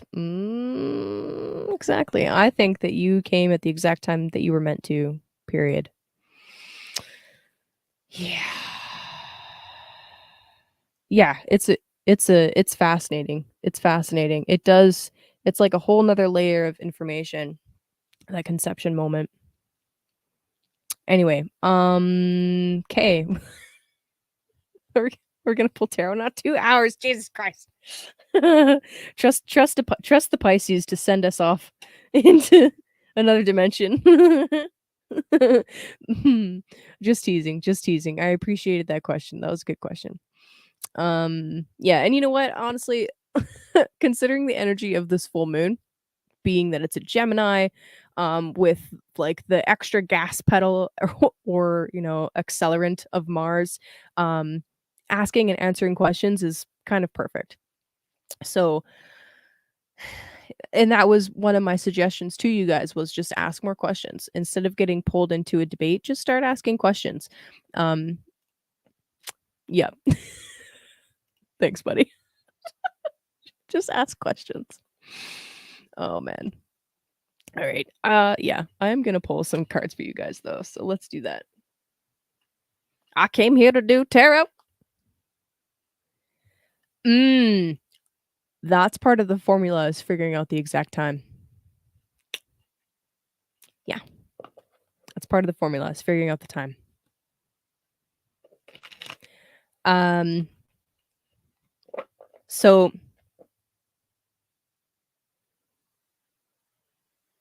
wow, Logan, that's wild. Yeah, so there's a in Hellenistic astrology, they had this idea that your soul didn't anchor into the body until the full or the new moon before your birth. It's called the syzygy. Um, this is a working theory for me at this point. I'm not sure. I have no idea. And then I've heard other theories where the soul doesn't really land fully in the body until you're like 7 or something like that. So who fucking knows? I don't know. I'm just here for the ride. Oh man.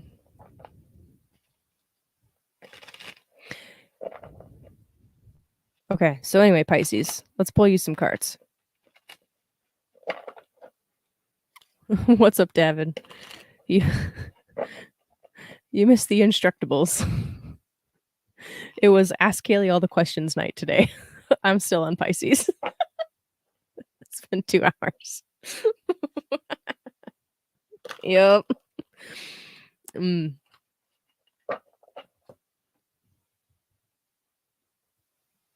We went on to a pocket dimension. It was good. It was good. All right. Anyway, Pisces, what do we got for you? Ha. Ho. No, fuck that. Ah, very cool. We talked about it.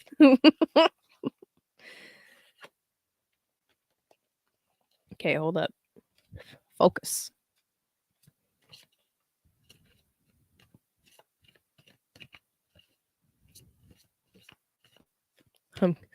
No, I played around with Sidereal and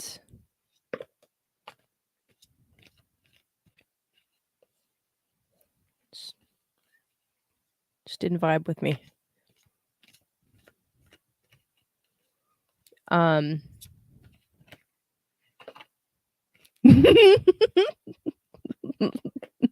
did good. I did good. All right, that card is clearly meant to come out. All right, Pisces. Let's do 3 cards. Damn it.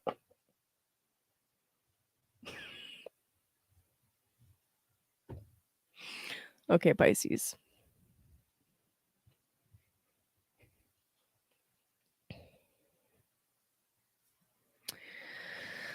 Yeah.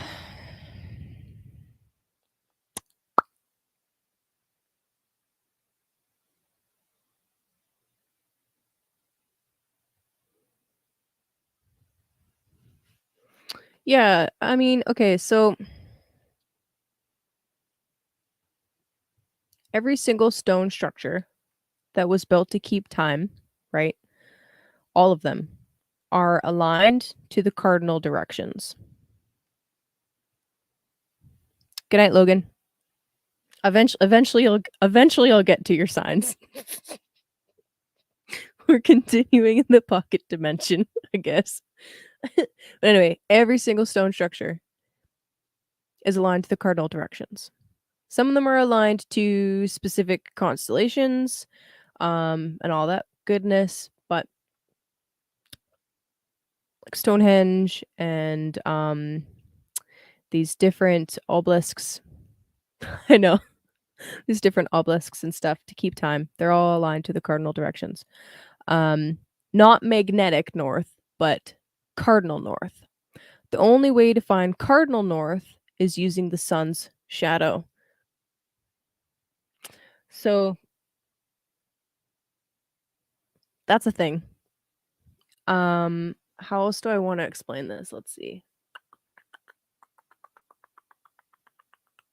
I really believe that the tropical zodiac and tropical astrology is tied much more concretely to our lived experience with our feet on the ground on Earth. Yeah, excuse me. gives me maple syrup. And you know what? Most maple syrup is watered down with fake shit, okay? Don't even get me started. Oh my god. Yep. Uh,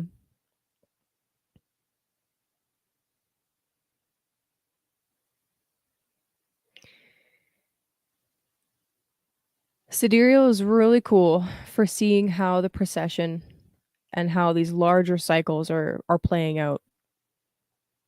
But that's much larger and much more disembodied and removed from our lived experience with feet on the ground. Yeah. Dude, there is a maple syrup mafia. It's a thing. Um, Tropical is much more closely tied to your real life experience. Um, and where I'm at right now in my journey, I love the spiritual shit. I love the woo woo. I love going off into little pocket dimensions and doing the astral exploration stuff. But I'm in a body right now for a reason. I'm here on earth for a reason. I'm here to do something while I'm here. I'm here to have the experience of being here, of going through the trials, the tribulations, and the celebrations and the joys of being in a body. So I want to practice and learn the astrology that pertains to this experience here on earth. I think ultimately that's why I go and lean towards tropical. I'm also my whole chart's like just fucking earth. Yeah. But I have taken quite a bit of time to sit with my sidereal chart and then even looking at this true sidereal thing, which I personally it's my opinion it's an abomination, but that's me. Um, I have taken time to sit with the sidereal stuff and it's really interesting and I can make it fit. If I try really hard, I can make it fit.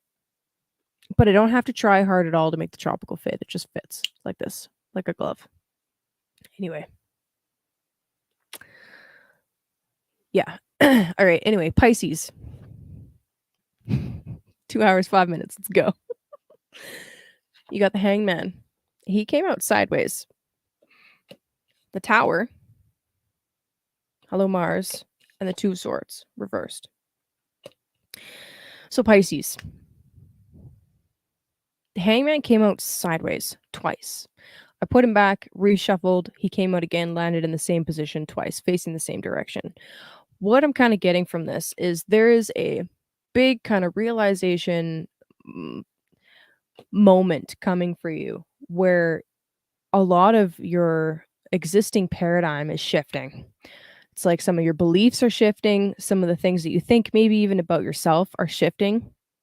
And this is a good thing, I think. You're welcome, buddy. Um this is a good thing ultimately. It's going to make some decision that's coming up a little bit harder to make though. Because it's almost like you're sitting at this fork in the road where it's like, okay, I have this decision to make, and old me would go down this pathway. New me doesn't know what to do. New me doesn't know which way to go. So it's kind of like you might need to take a bit of time to meditate on it. Don't rush in or jump into a decision or jump into a specific pathway. Take a little bit of extra time to just kind of sit on it, sit back, think about it, meditate on it. Or you could even take this Mars energy that's showing up in the middle of this tower and do some kind of moving meditation while not thinking about it until you're ready to reapproach the problem or the situation. Um it's like there's this heavy burden, okay? 10 of swords or 10 of wands underneath the deck. There's this heavy burden, there's this something that's majorly weighing on you. And like, I don't know, this hangman energy coming out is kind of like you kind of want to run away or disconnect from it, but you can't. You need to stay engaged. Or at the very least, you're being pressed to make some kind of decision, some kind of choice. So again, my suggestion, take a couple steps back. Don't totally disengage, if this pertains to anything that has to do with another individual, then vocalize what your needs are, right? So I'll give you an example. Um, you're in any kind of a relationship, work, romantic, familial, whatever. And there's some kind of like tension going on, some kind of tension occurring, right? Um, and like they're doing things to piss you off, and you're doing things that are pissing them off, and everybody's getting a little bit fucking irked. And by the way, this is totally reflected in the astrology, with this full moon in the fourth house with Mars. Uh, so that's a thing. Uh, so anyway, if there's stuff going down, especially in the home, or in your private life in general, where like it feels like you might just react, take a couple steps back and inform them of what you're doing. Like, hey, I need a bit of a timeout, just a little bit of distance. I'm not running away. I'm not abandoning you. I promise I'll be back. And then set a time. Have a set time, and then come back and reapproach it when you're ready to. And during that break moment, take a bit of time to do some moving meditation. Use that Mars, move the Mars a little bit, use your muscles, and then come back. And that will help you to make whatever choice you need to make, or what decision, or have that conversation that needs to happen. That's my suggestion to you, Pisces. Aquarius. So, Aqua.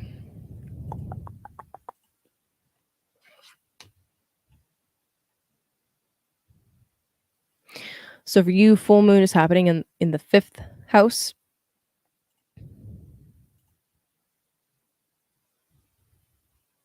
Ooh, cool.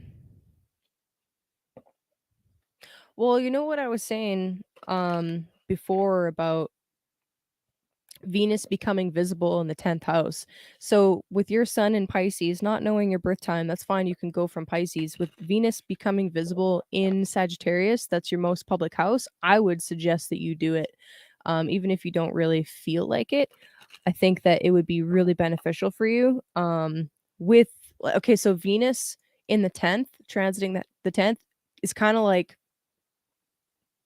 um it makes you look good.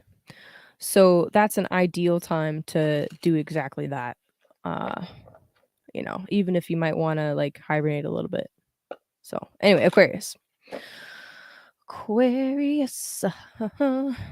Let's pull cards first while I kind of stare at your map. Who's excited for Saturn leaving Aquarius? I sure as fuck am.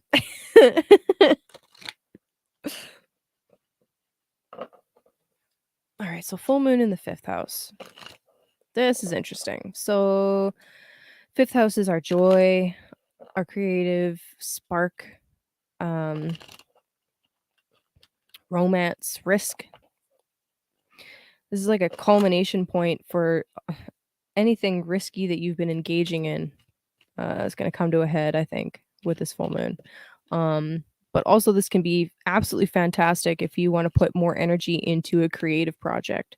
And by the way, a small business, that counts as a creative project. A hobby, that counts as a creative project.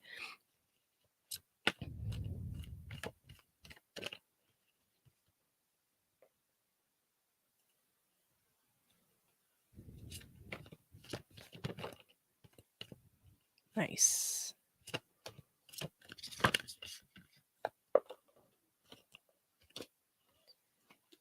Wow, Aqua. Whole lot of fire. Okay, so Aquarius, we got strength, aka lust, aka Leo. The Five of Wands, another Leo card. Saturn and Leo. And the Three of Wands, an Aries card. Okay, Middle Deacon Aries. All right, so wow.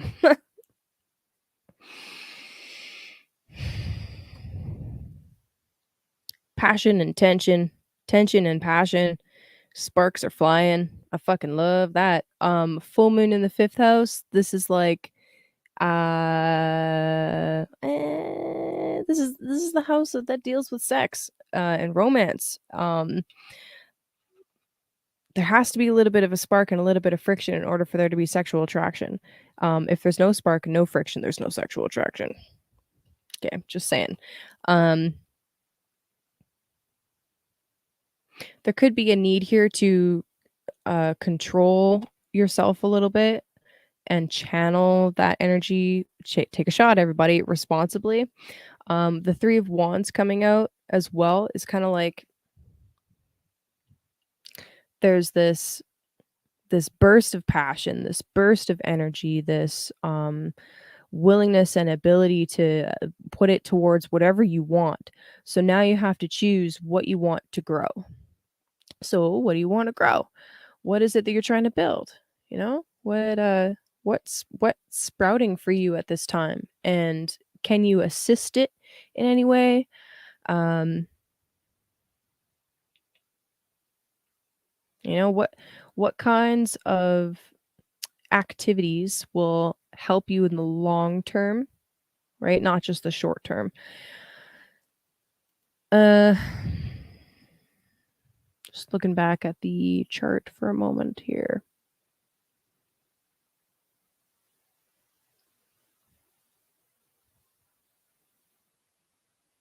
And like this is the kind of a full moon where if you were single before, you might not be single afterwards, you know what I mean? Um um at least for a night anyway. There's no cups here. It's all fire. So it's like a flash in the pan kind of thing. Well, what's underneath? Hold on. Ooh, 7 of cups underneath. Damn. Okay, so there are some cups involved. It's just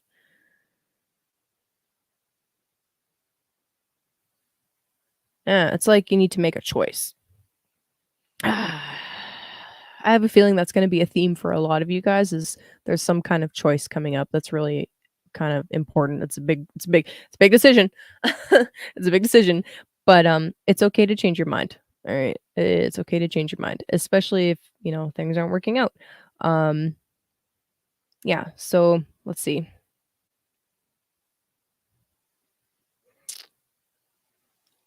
Whatever challenges are coming up for you, all right, Aquarius, you have so much more power than you even know. There's a this incredible life force that you have access to that I feel like as Saturn's been in your sign, maybe you forgot how powerful you were. Um or maybe not. I don't know. Saturn going through the first house can, even if it's through a sign that he owns, he rules Aquarius in ancient astrology, it can still be really challenging, right? You're thrown a ton of different obstacles. You're you're given a ton of different loopholes that you got to jump through. A ton of different situations present themselves that are by nature mm, very challenging. That was terrible grammar. I'm so sorry. Keep this in mind though. Wherever Saturn is, that's where you gain mastery, right? So Saturn moving through your first house, in combination with this full moon that's going off, you're being asked, what is it that you actually most desire? And how can you actually make that a reality? And those challenges that are coming up is really Saturn checking in to be like, hey, is this really what you want? Hey, is this really what you want? Is this a practical step? The Three of Wands is asking you to take some practical steps towards what it is that you want. The Three of Wands is something new that's growing very gradually, but growing nonetheless. It's just that it's not something that's going to be immediate. It's not something that's going to be here right now. You also see this guy looking off into the distance. I don't know if he's waiting for somebody. Kind of seems like to me he's waiting for somebody to come and see all of the effort that he's put in. So keep going, Aquarius. Don't give up. Don't stop. Never give up. Never surrender.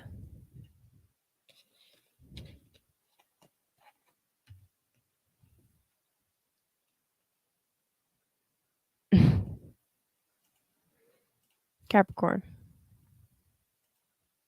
This full moon is happening in your sixth house, Capricorn. The sixth house of work. of employees, of your daily habits, health. Listen to your body at this time, right? I led into this into these readings with the story of I needed to take a nap today. Listen to your body, Capricorn. Especially with all this energy in the 12th house. And also keep in mind, like later this week, as these personal planets, especially, and then the sun move into your first house, it's going to be easier and feel a little bit lighter. But right now, it's okay if you want to take a step back and be a little bit more isolated if that's what you need. Um, it's also okay if that's not what you need. So just listen to your body. Um, if you're overloaded and maybe overworked at this time, it might this full moon might actually show you where it might actually force your hand if you haven't already with cutting some things out, some things that you're doing that you can't keep up with. So that is definitely a possibility. Um, a positive from the full moon could be like, of course. Oh, of course. Damn it. Okay. A positive from the full moon could be like, once you do cut out something, you're able to actually dedicate yourself to the things that really, really matter, and hold weight for you. You might be redoing things at this time, like going back over and literally redoing projects from scratch because, maybe you messed up or, whatever new information came out or you learned a new skill and now you got to go and apply that.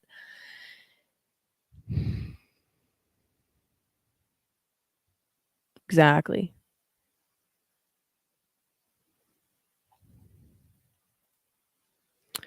So for you, Capricorn, we got the Seven of Pentacles, another Saturn card, the Five of Pentacles, another Saturn card. What the fuck? And then the Hangman reversed. Interesting. Underneath the deck is the Sun. Okay, so Saturn's very loud right now for you. Um, both the Seven of the Pentacles and the Five of Pentacles to me are saying, well, when it comes to the financial realm, when it comes to work, when it comes to your value, your self-worth, where what first of all, what is that based in? Is it based on what you own, what you have, what you're making, or is it based on your values, right? Saturn is currently in the second house. This is a Saturn heavy reading, so I'm going straight to that. Um, is your identity based upon what you own, or is your identity based a little bit more on your values? With the Seven of Pentacles, is asking you to look at the long term game plan. What is sustainable in the long term?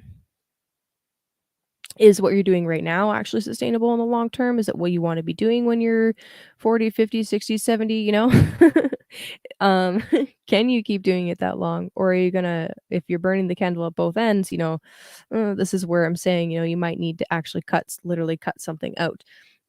He's making a cut for some ritualistic purposes, but still, the point stands. You might need to cut something out. Anyway, that's the Seven of Pentacles. With the Five of Pentacles as well, it's kind of like there's a lot more around you than you even realize is there as far as resources go. Whether that's, I'm sure the last couple of weeks I've brought this up, right? There's more than one form of capital. There's actually probably more than eight, but I know of eight. Um, and it's not just money, right? There's labor, there's intellectual capital, there's cultural capital, there's trade and barter, right? Absolutely, Stacy. Heck yes. Anyway, there's a lot more around you than what you're even aware of at this time. So I think also it's important that her eyes are covered.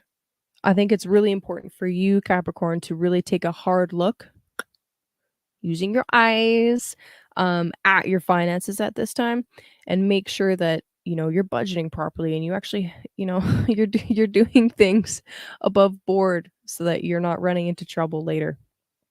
And then the Hanged Man coming out reversed That's really interesting. Um, all of these figures are alone. None of them are with anybody else or even looking at anybody else. Literally, the cloaked figures face one way, the lady covering her eyes is facing the other way, the hangman is like way over there doing something else upside down facing the opposite direction. Nobody's looking at each other. Um actually the hangman is looking at you. Is looking at the reader. So that's interesting. Anyway, with hangman reverse, it's kind of like you're exiting a period of isolation right now. Um, if you've gone through a long period of like disillusionment or like dark night of the soul type energy, you're coming out of that now. And then at the bottom of the deck with the sun, definitely confirmed you're coming out of a dark period right now. It's like re-engaging with society almost. That's how I feel anyway. I don't know how you guys feel, but that's how I feel as a Capricorn. Um,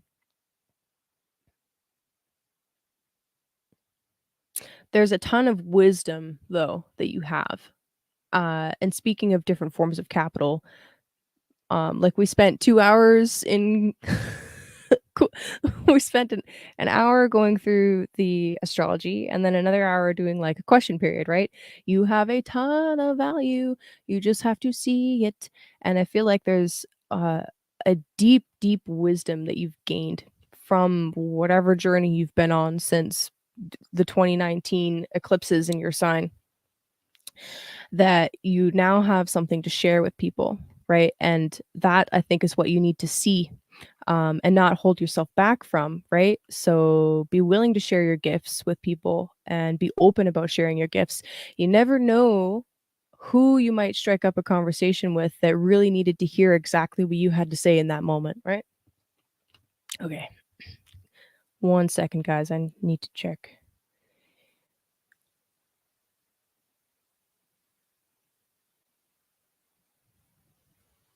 One moment. Oh, aw. Okay, this is an excellent an and aw, okay, so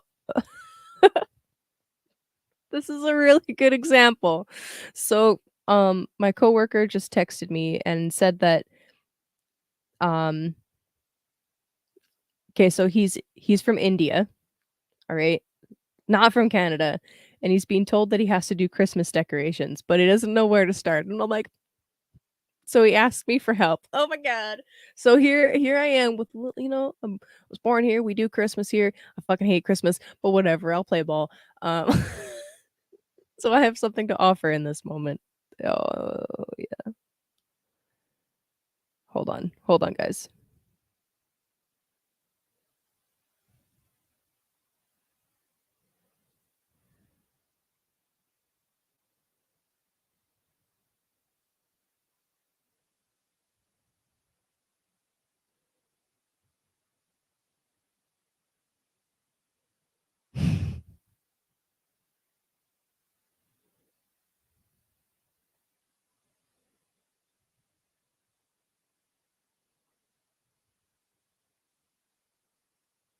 Sorry, guys.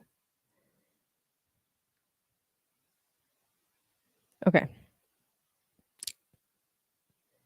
You will never be ready, just fucking do it.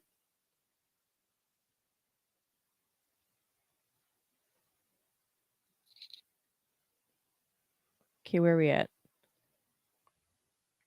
Thank you, Stacy. Appreciate you. All right, Sagittarius.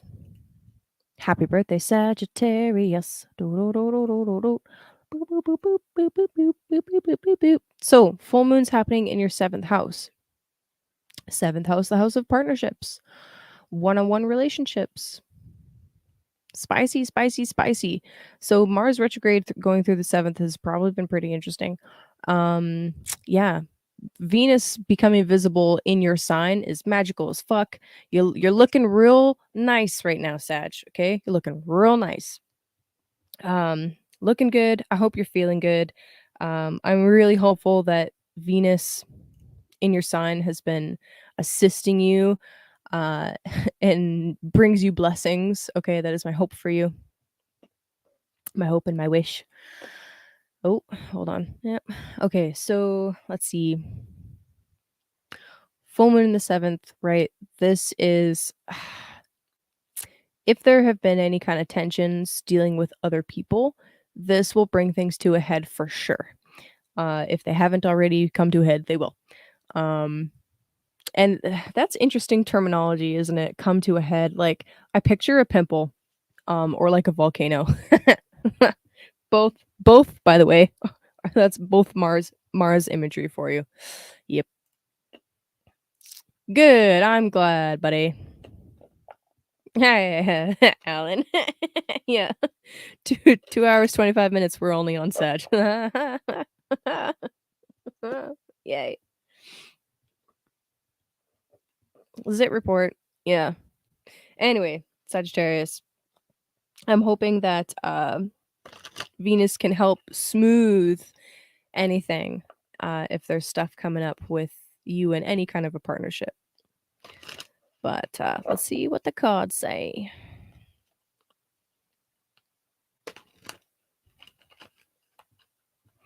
That's exciting, Cody.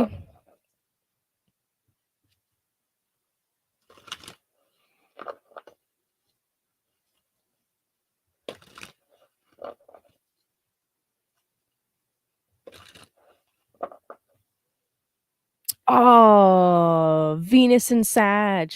I'm going to help a foreigner learn about how to decorate for a holiday here. Yeah, that's cool. I'm also going to ask him about what they do for winter solstice. I don't know what kind of holidays they celebrate. We could talk about it. That's fun. That'll be fun.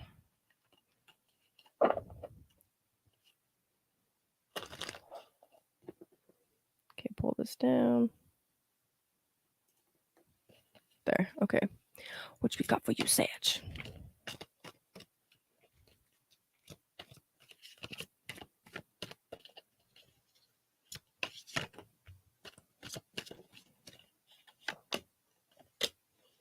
Ooh, Sagittarius.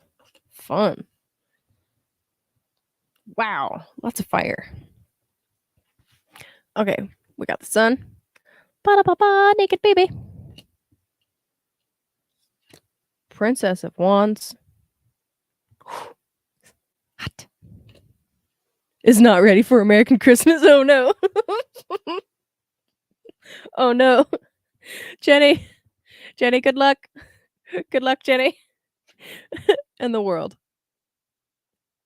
Damn. With the Queen of Wands underneath. Woo. Hot. All right, Sag. These are fucking great cards. That's amazing. Yeah, the sun. Blessings. Literal blessings. Do you like happiness? Do you like fun? Do you like celebrating your inner child? Do you like art? The sun is here to light your world, my friend. Um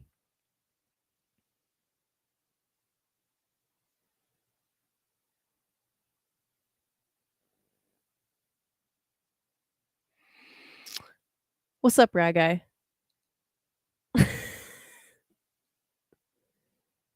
Oh god. Well, okay, so we do light show stuff at like the zoo and the rodeo grounds and stuff like that. I don't know if it's 8.6 million. Jenny, how is it compared to the zoo lights? I need to know. I need to know. Probably Americanized. Mhm. Cool. Okay. Sagittarius, the sun, Princess of Wands, and the world. Wow. So there's definitely all three of these cards pertain in some way to some kind of new beginning. Okay. The sun is being like rebirthed essentially in this picture. It's baby, like baby Jesus kind of thing, winter solstice vibes, rebirth of the sun, right? There's some kind of blessing, some kind of illumination coming for you. Okay. Princess of Wands, also a new energy. This is someone that's ready to go on an adventure. Very typical for Sagittarius, isn't it? Jenny be looking for toques. Facts. Yeah, what are they called when they have pom-poms on the top if it's not a toque. Curious minds need to know. Anyway, and then you got the World, okay? So the World is a Saturn card. The World is coming in to remind you that with new beginnings, there must also be endings. With endings, will also be beginnings. There's a major cycle coming to a close and something really beautiful beginning. Are they all beanies though? Is it still a beanie with a pom-pom? I don't know. I don't know about that. It's just a hat. Anyway, the Queen of Wands being underneath the deck for you, Sag, I feel like this is asking you to not be afraid of stepping into a leadership role. Don't be afraid to be the one calling the shots if that's what needs to occur, if that's what needs to happen. Um,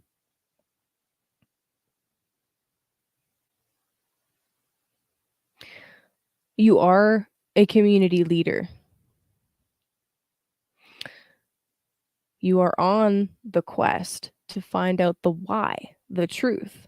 Um, what is the ultimate truth that pulls us along or that pushes us along or that we're ultimately seeking? I don't know, Sag, you tell me. That's your job. um, and I feel like that's what you're searching for right now. Or at the very least, it's an underlying theme that keeps pushing you forward no matter what. And yeah, these are beautiful freaking cards. I freaking love them. I feel like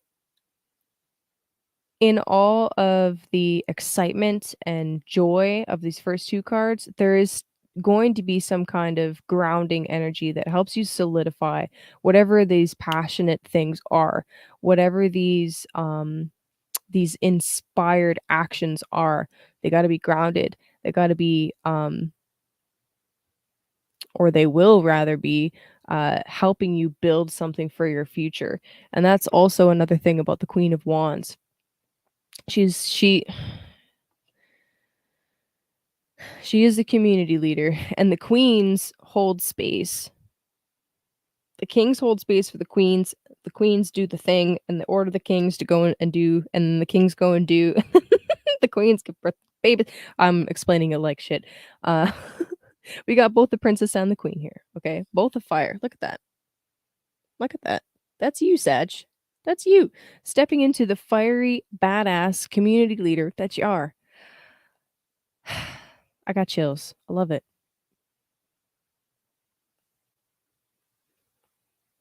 I also just want to note, in the near the end of December, I think we'll be in Capricorn. Jupiter's changing signs into Aries.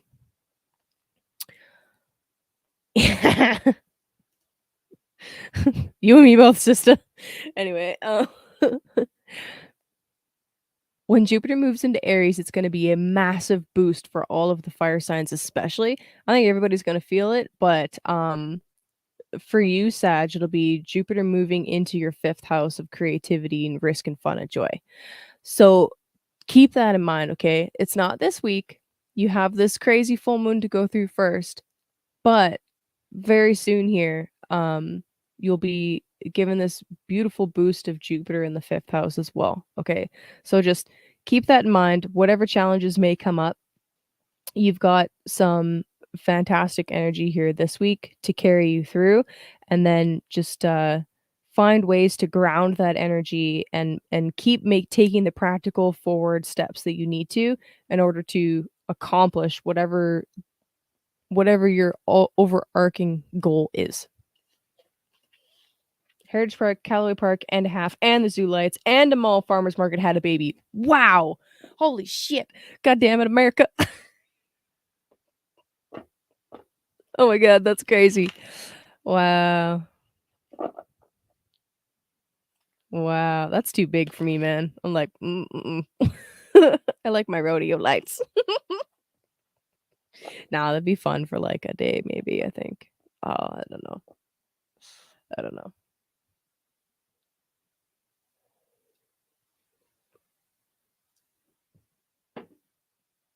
That's huge. That's huge. Oof. Scorpio. Also, shout out to Sirius Fox. I've been using his wand today. Appreciate you, brother. All right. Just gotta change this before I show you. Whoop.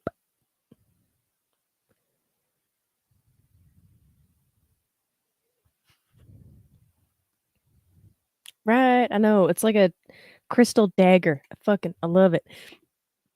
It's totally up my alley. Okay. So Scorpio, this full moon's happening in your 8th house. Ooh, okay, removing energy. Good. So, full moon on Mars in the 8th. Fun. All right.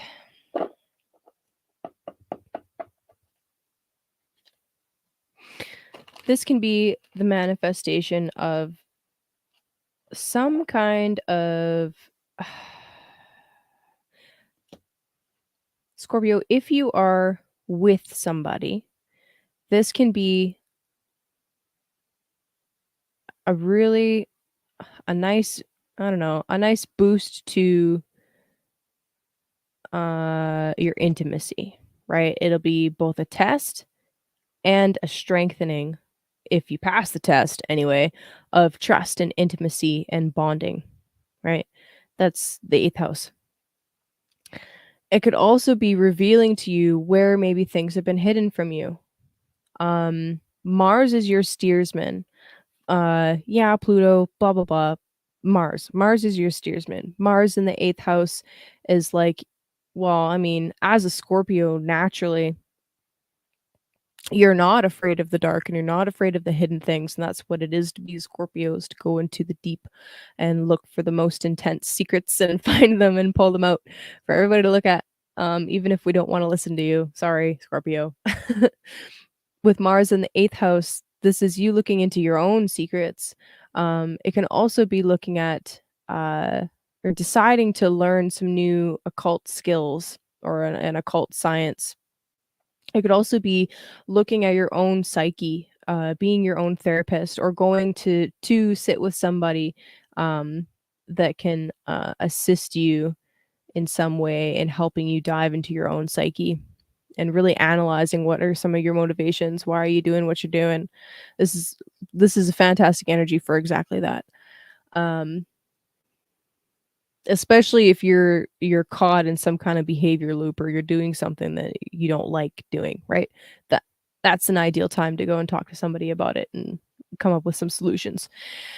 It doesn't have to be a therapist, right? It can be uh, whatever. I don't know what you guys, but I'm suspicious as hell of those people these days. But anyway, it could be anybody. A close friend, just somebody that has an ability to ask the right questions to help you dive into what it is that's making you tick. Full moon in the 8th house can also be bringing out like if there has been anything going on with other people's resources, right? So your spouse's resources or your family's resources or like inheritances or anything like that. If there's anything that's been going on with that, where there's been maybe some miscommunication or intentional miscommunication or accidental miscommunication, the full moon on Mars is going to reveal it to you like that. So that'll be interesting. That'll be interesting. Yeah. Yeah. Roller coasters are fun, right? How did you not slip out? I don't know. Um,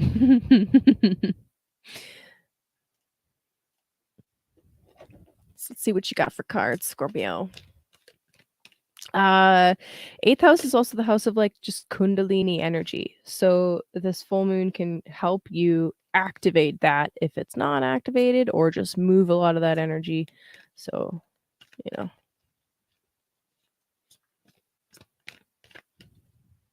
Okay, that one. Oh, 4 of wands, fun. 6 of wands, 4 of wands. Okay. Scorpio, we got 4 of Wands, we got 6 of Wands reversed, and the 4 of Pentacles reversed. Okay.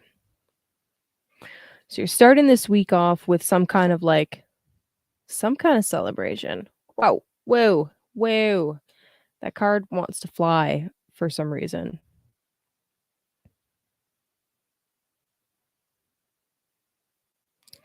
Don't know why.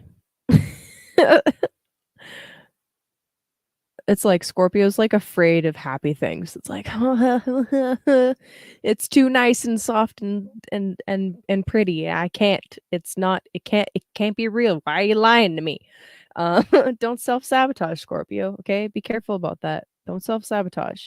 If there's if there's something that's beautiful and stable and, pleasant and inspiring and, gets you, like, excited, why are you running away? The 6 of Wands reversed is kinda doing exactly that. The 6 of Wands is supposed to be like a victory card. It's supposed to be like, "Yeah, I fought through the battles. I conquered my Saturn, my fears, my anxieties, and now I'm king shit." But it's reversed. So, like, what's going on there, Scorpio? Um, you could potentially be self-sabotaging like I suggested maybe, or it's just like there is a victory, but it's just out of grasp, and it's like there's something that you need to do, some action you need to take in order to get that victory, um, or if it could actually even be just a confidence thing, like, you might be not feeling confident with this full moon being on the 2nd and 8th axis, this is talking about while the sun's in Sag and Venus has just appeared in Sag, we're talking about your values after all, your resources and your values, your self-worth. So I really feel like Venus popping up in Sag is going to assist you with realizing, hey, I'm actually pretty cool. I'm not totally evil. Scorpio. Oh my god.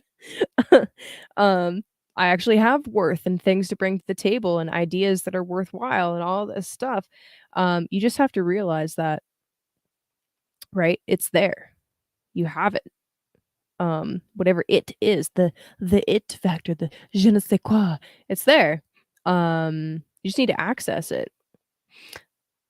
And then the 4 of Pentacles is here, reversed. So again, this is speaking to that 2nd, 8th axis where I don't know, usually well, okay, you have 2 fours here, right? One is Wands and it's upright, the other is Pentacles and it's reversed. Fours are about stability.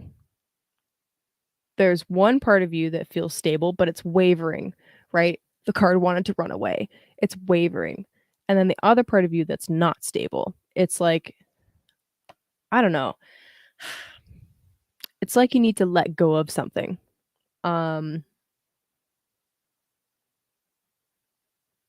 like perhaps you're not feeling secure. So you're holding on to stuff way too tightly, trying to possess. But here's the thing. When it comes to attachments, when it comes to love, especially, when it comes to other people, you cannot possess them, especially if we're talking about love. Why 4 of Wands is often some kind of marriage or coming together of 2 families. Not always, but sometimes. Um, and then it's like that triggers some kind of deeper seated confidence issues where it's like, okay, uh, any kind of a relationship, no matter what kind of a relationship, will trigger you, but romantic ones will trigger you even more so and bring up all kinds of stuff from past things that need to be dealt with. 4 of Pentacles reversed is, to me, telling me that you need to let go of some stuff and maybe even process it physically. Now, underneath the deck, we have the wheel. Hello, Jupiter. This, to me, is saying that there's stuff coming back up around for you to really look at. Um, Jupiter is Jupiter expands things. Jupiter often brings blessings. Jupiter can blow things out of proportion too. Um, so you know, this could be this could be an extremely positive underlying energy, you know, and that's kind of what I'm feeling it as. It's like Jupiter's bringing you back some experiences. The wheel is turning and bringing things back to you to address. So going on the example that I already gave of if you're in any kind of a relationship and triggers are coming up where it's accessing or tapping back into past stuff that you need to deal with, this is actually a blessing because if you're able to move through it in a mature manner, then it will be like completing. It's kind of like completing your karma. Um, you'll never be completely without triggers. You'll never be completely um enlightened, you could say, right? That'll never happen, unless you happen to be an avatar, and I don't know why you're here if you are. So you don't need my advice. I need your advice. Uh, but, yeah, I'm really just seeing a lot of, like, try not to be too cocky and overconfident because that's often a reflection of actually low confidence or low self-confidence. And maybe try to see where that's coming from. What's the root cause of that? And then let go of it. Let go of it. I heard.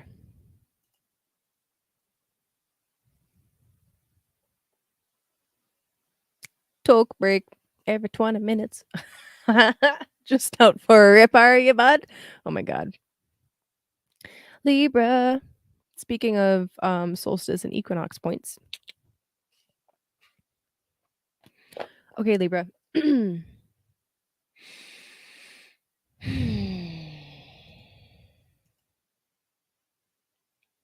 Yeah, Scorpio, ultimately just don't hold on to energy and possessions. I mean, yes, be prepared for things. Yes, stock up on things that you think are necessary, but at the end of the day, you know, when you leave this earth, you don't take anything with you.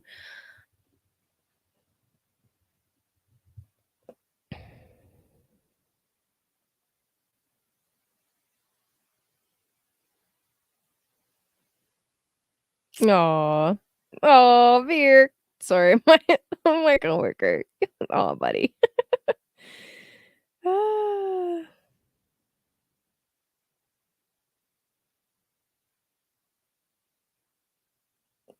Okay, Libra.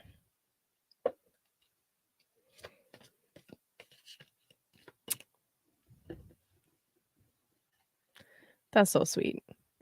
Okay. Um, let's see here, my friends. Da, da, da, da, da, da, da, da, da, da. We have to sing for Libra. We don't, but I'm gonna. Bum, ba-da, ba, ba-da, ba, ba, ba, ba, ba, ba, ba, ba, ba. Wow. Okay. So full moon in the ninth house, eh? Full moon in the ninth. The ninth house has to do with divination, publishing, higher education, dealing with foreigners, long distance travel. There's a lot of shit that falls under the ninth house, I'm not gonna lie. Um, pilgrimages, belief structures. So anyway, this kind of a full moon in the ninth, I would not be surprised at all if I pull the tower card for you, straight up. Why? Because this is the kind of a full moon that could radically shift a lot of your beliefs. Um, or really cause you to question and change your mind about some of them anyway, especially with Mars, right? Because Mars can be both a destructive and a constructive energy, but before a new building can go up, you got to demolish the old one, right? Right. So, yeah, that's the thing. Uh, let's see. This could be a really good time for you to consult somebody that does some sort of divination practice. If you're, you know, stuck on what to do next. If you want to sign up for some kind of like online learning or school or whatever, full moon with Mars here is a great time to do so. Um, if you wanna publish something or put it out and you've been working on it and you've already gone over the fine details with a fine-tooth comb. Sorry for the repetitiveness, but if you've already gone over the details and you're like, "Okay, I'm positive this is great. I'm ready to put it out," you could do that for sure.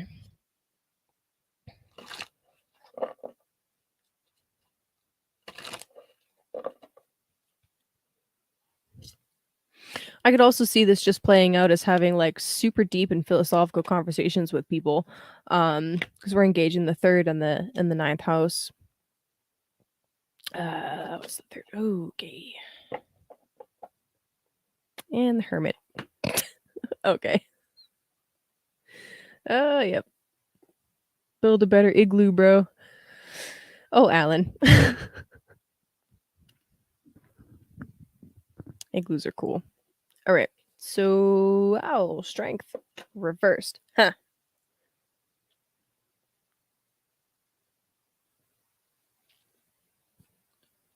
Strength reversed, 9 of cups, 5 of pentacles, hermit at the bottom of the deck. Strength reversed, 9 of pentacles, 5 of pentacles. Okay, Libra. So you're feeling sapped of energy right now. Do you want to build a snowman? Hey, Alan. Anyway, you're feeling sapped, right? No energy, nothing to put out. Or you have a ton of sexual energy going on right now, a ton of creative life force coursing through you, and you're not containing it or channeling it in a constructive manner. And you got the 9 of Cups and the 5 of Pentacles. The 9 of Cups is beautiful energy. It's fantastic energy. Middle Deacon Pisces. It's all about like emotional and artistic fulfillment. Um, hold on, I'm pulling your chart back up. Oh, you have Saturn in the 5th right now. That would do it.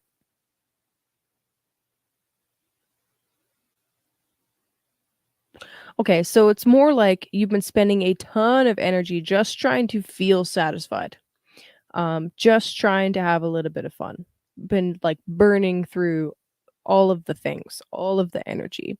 Having Saturn transit through the 5th is a drag. I'm not gonna lie, Libra, that kind of sucks. Um, for our lower selves anyway. I know a Libra rising with Saturn in Aquarius that for his Saturn return, he had a baby. He didn't, his girlfriend did, but, it was like, for your Saturn return, you literally have a 5th house manifestation to take care of now, good job. And it was like, you weren't having fun before, and you're not having fun now because now you have to be an adult. Um, not saying that's what you're going through, Libra, but in a sense it is. It's like, whatever Saturn's been doing in your 5th house for the last couple of years, it's really been asking you to mature and be building something be building something and strengthening something in your 5th house. So some kind of creative project, some kind of hobby, something to do with children or something to do with a small business. And that can leave you feeling very sapped of energy for sure. Definitely. I understand that. Um, yeah, 9 of cups though, I really feel like as, you know, I can't get no do do do satisfaction. That's yeah, that's pretty much it. And then the 5 of Pentacles coming out, I really want to bring it back to this idea that there's more than one form of capital. I'm probably going to harp on this until the day that I'm dead. Um, you have more to offer people than just finances. You have more to offer people than just, you know, your sexuality or whatever the case may be for you in your individual situation. There's so much more to life and there's so much more that you have to offer that you're not even aware of or able to see at the moment. Why? I don't know. Um, I would suggest actually, because we have the hermit on the bottom of the deck here. Hello, hermit.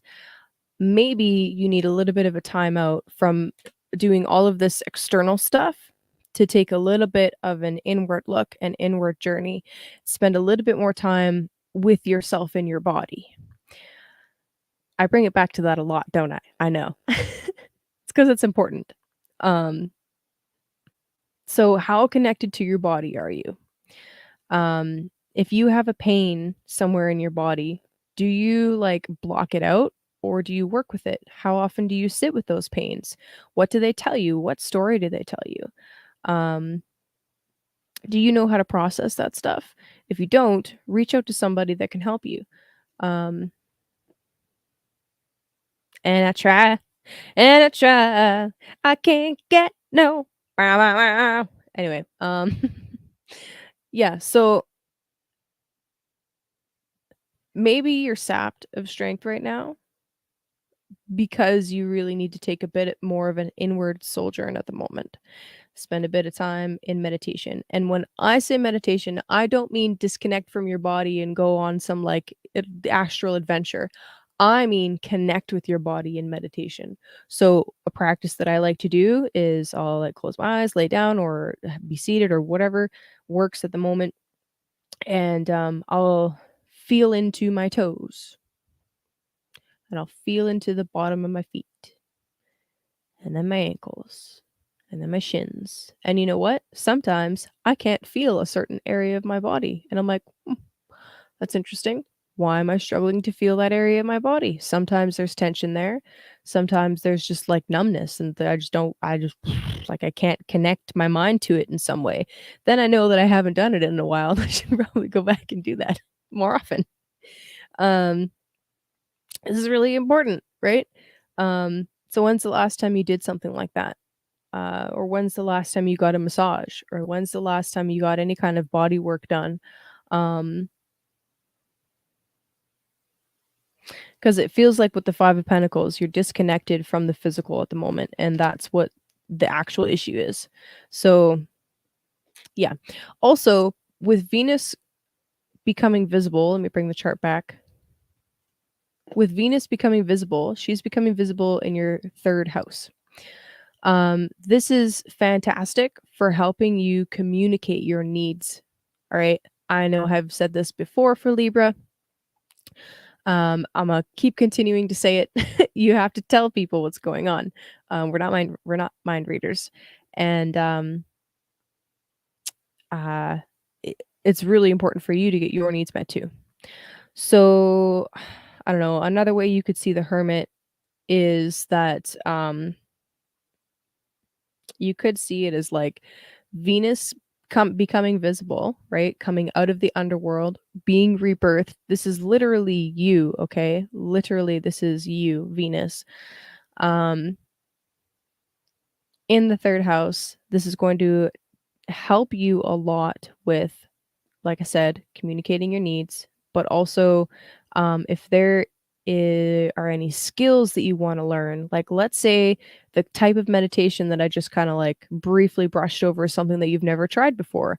Venus becoming visible in the 3rd house is a great time to learn exactly that. Um, since 3rd house is about learning new things. Yeah, okay. That's good for Libra. Love you guys.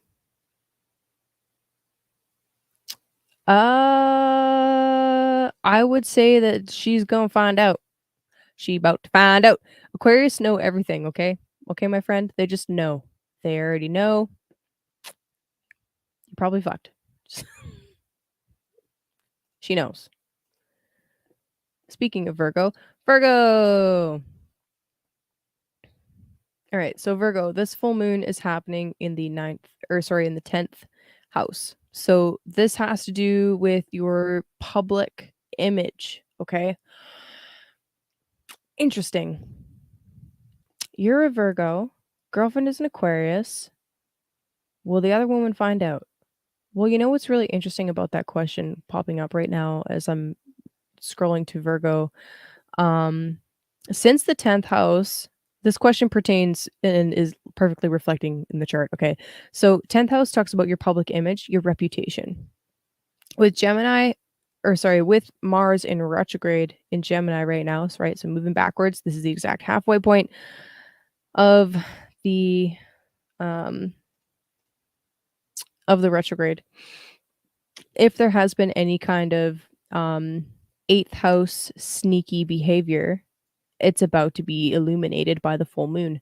So I would highly recommend being honest about any kind of 8th house, so sexual or sneaky or hidden activities that you're doing because it will be, visible. Just saying.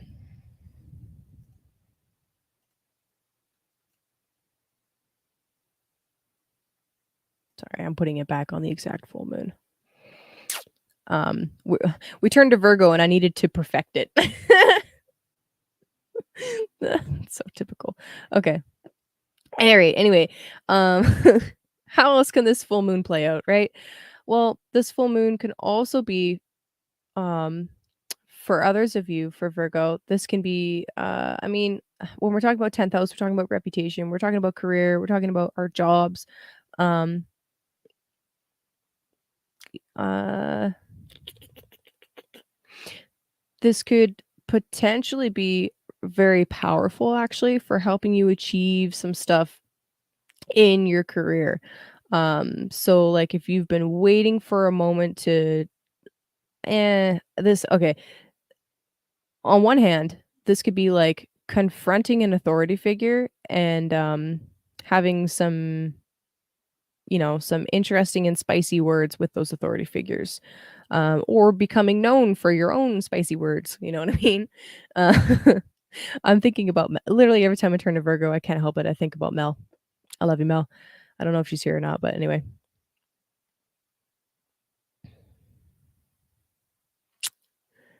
Yeah. Um,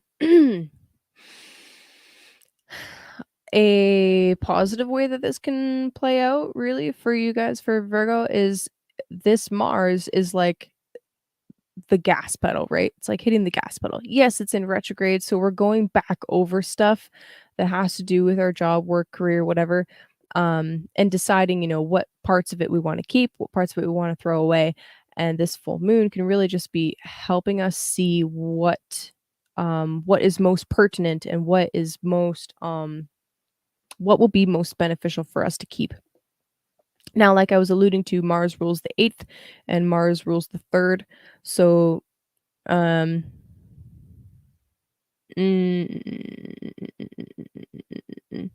you could even Virgo, you could be using, some, like, secret knowledge that you have to help you in your career, and that's totally okay.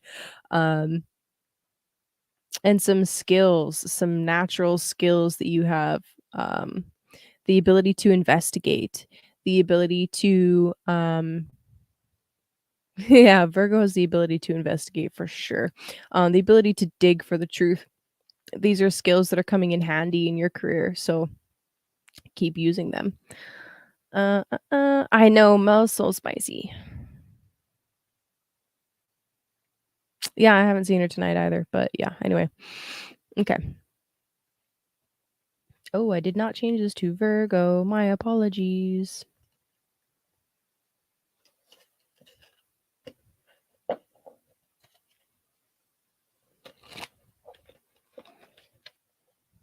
I wonder if he's still here or if he left. Don't be cheating. You'll always be found out.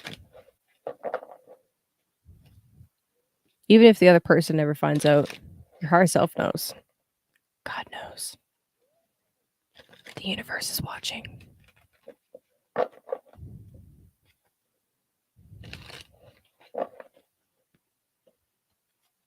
All right, Virgo. You know. Your soul knows.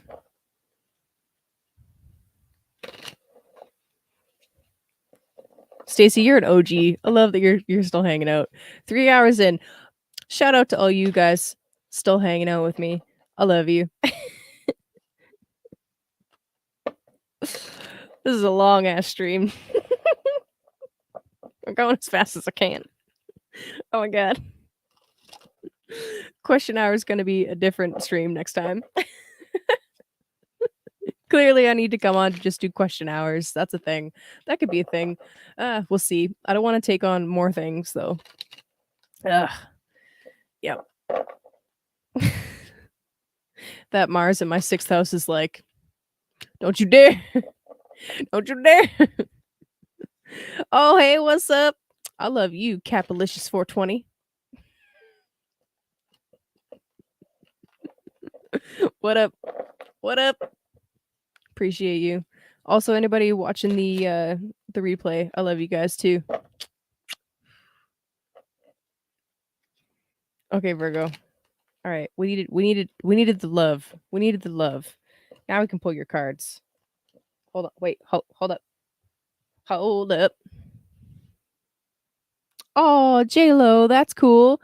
Were you Oh, man. Hey, next time you do that, feel free to drop what you pull into the chat, because you never know how it could weave into what I'm already talking about. Word.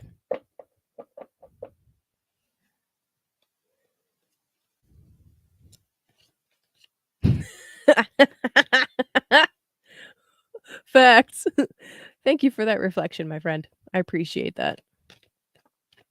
I appreciate that. Alright. Word. And thank you for your confirmation for me. That's really special when that happens. I love that. Boom. Okay. Karma's coming for your ass, bitch. No, just kidding. Yeah. The 3-hour streams, I start getting a little loopy. Yep. It's okay though. All right. So the World card is the first one that came out. This is a card of Saturn, endings and beginnings. The 6 of Pentacles, there must be equal and even exchange. This is a Virgo card, by the way. And then the Star, the full frontal naked star, of course. Karma, karma, karma, karma, karma, chameleon. Exactly. Um, the karma chameleon. Is that Saturn?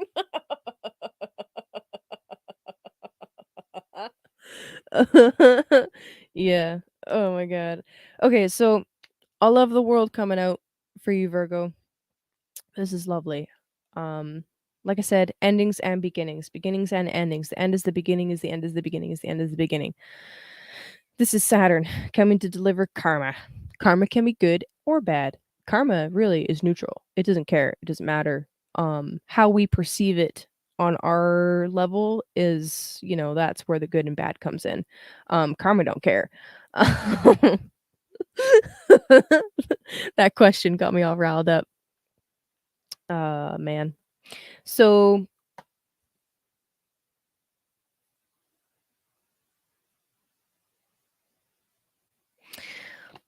what I'm kind of picking up here with the world and the 6 of Pentacles in particular is both of these cards to me right now are speaking of balance. It's important to be balanced, to have a balanced perspective, to have a balanced input and output. Are you taking more than your share? Are you giving more than your share? Um, do you have enough of whatever it is to last you through the winter? Do you need to be a little bit more frugal? Um,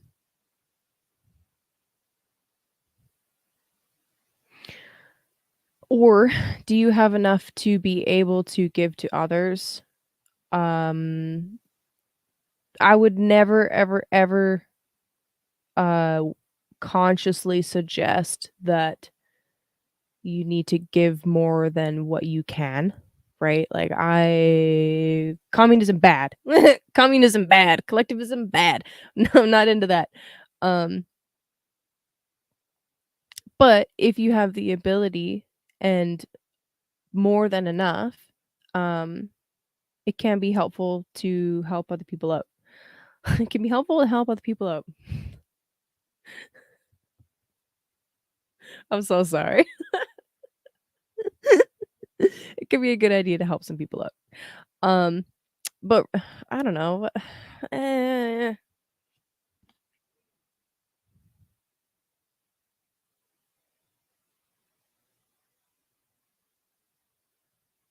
So Virgo, Saturn right now, speaking of Saturn, is in your 6th house. All right. This is the house of health and employees and all that stuff.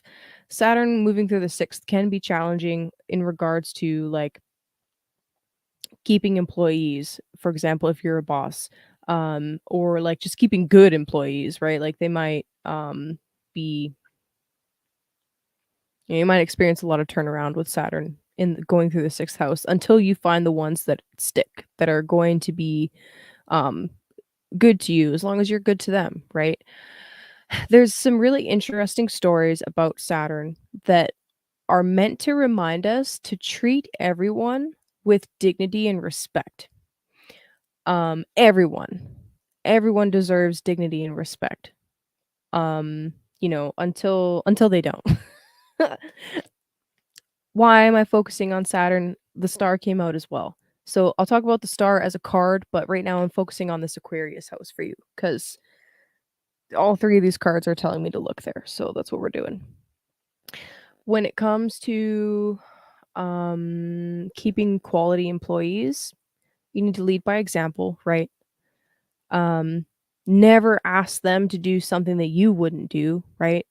The best bosses, the best foremans I ever had would be the first ones to do the shittiest jobs, and they would more often get the other guys to do the nicer jobs, and they would take the crappy ones, um, unless they were showing somebody how to do something, right? The worst ones I ever had were the ones that got the young guys, the apprentices in the shop to do the shitty work, the dirtiest, worst for your lungs, kinda like really crappy things. Those ones fucking sucked. And at the same time, like, those kinda jobs build character, but and I mean, I don't know, there might have been some karma there, I don't know. But, the whole point here is, like, no matter who you come across in your travels, right? Whether it's a girlfriend, whether it's a potential lover, whether it's an employee, whether it's someone that you consider to be underneath you in some way, whether it's someone you consider to be an authority figure, whether it's a sister, a brother, a neighbor, whatever, a stranger, how you treat them is a direct reflection upon how you feel about yourself, okay? No matter who they are. You're being asked to lead and be an example and lead by example. The star card coming out as well, I feel is really just there's this there's this potential for a deep renewal, but I feel like it depends upon you treating people with a lot of respect. And I know some of my rant here is coming from the question that came in right as I was switching to Virgo. But I feel like it's important. I mean, I may have accidentally just pulled his energy instead of Virgo's energy, but hey, that's fine. That's fine. I'm sure there's a message in there for all Virgos that they can relate to. Oh, what's on the bottom of the deck? Now the High Priestess. Yeah, so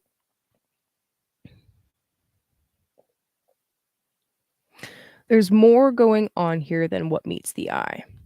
And some of the stories about Saturn, I'm going back to Saturn again. Some of the stories about Saturn are he's a cripple or he's this old elderly figure, usually a cripple though, and they're asking for something. And how you it's actually a god in disguise. And how you treat that individual, right, is huge. Because if you treat them like a peasant, um, and it's actually a god, Saturn gonna fuck you up. Saturn gonna fuck you up. But if you treat them with respect, then you end up being rewarded in some way. So, anyway, it's an important, yeah, even Trudeau and Biden, okay? They as much as they are acting out these horrific things, and there's a lot of me that feels a lot of hatred and anger towards them at the end of the day, and we have to hold people accountable, right? We still have to hold people accountable. At the end of the day, if I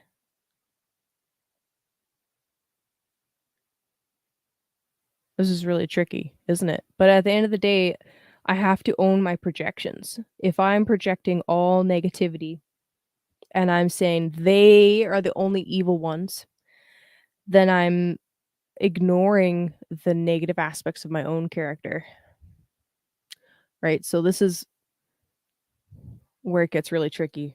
Because when you're dealing with abusers, which those figures in my eyes are abusers, they still have to be held accountable. They still have to be like boundaries still have to be put in place. You still have to take responsibility for yourself and remove yourself from situations where you're being harmed. And at the end of the day, if you're just casting all kinds of negative projection on them, then you're missing a major growth opportunity. Um, and when those characters are gone, there's going to be other evil ones that take their place. Because eradicating one or two people, or even a handful of people, isn't going to snuff out evil, right? So anyway, gotta move back. Tax is bad. Yeah, hurt people, hurt people. Okay, anyway. Love you, Virgo. I hope that resonated for you. I hope you could get something from that message. We are making progress. Facts. Okay, anyway, Leo. My beautiful Leos. Where we at? Okay, Leo. Yo, Leo. So, Venus becoming visible in your fifth house is fucking magical. First of all, Venus loves the fifth house, okay? If Venus is about pleasure, the fifth house is about pleasure. Where you think Venus's favorite place is to be? The fifth house. So, okay, this is where Chance is gonna freak out. This is a foreign love interest.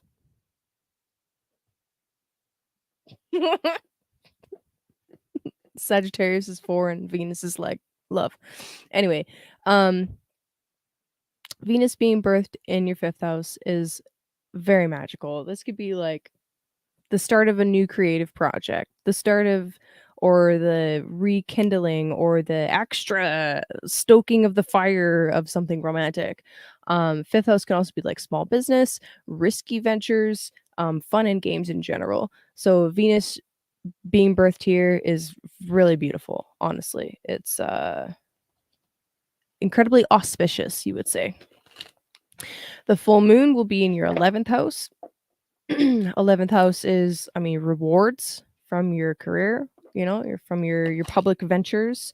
It's also like large groups of friends. Now, if there are any friends or friend groups that you feel the need to cut away from or step back from, don't be afraid to do so. That's kind of like the energy of this full moon. It's like a completion, and with Mars, a cutting away of potentially one or more friends, right? Maybe not. It doesn't have to play out that way, but it could.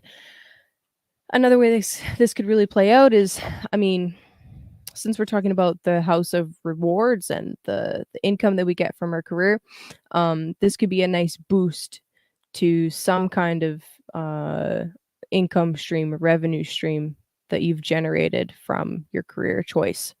Now, since Mars is in retrograde, and he's super powerful at this point, it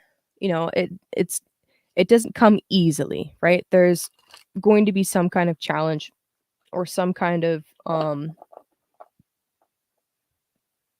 kind of challenge that you need to face in order to achieve that, in order to get that reward. But it's there for you. You just got to take it. And Leo, I know you will. Also super stoked for you, Leo, for when Jupiter moves into Aries in a couple of weeks. That's gonna be, literally fucking fire. So that's fun. It's day on day. Yeah. Whoa. Whoa. Leo got so excited it was their turn, half the deck came out. Yo.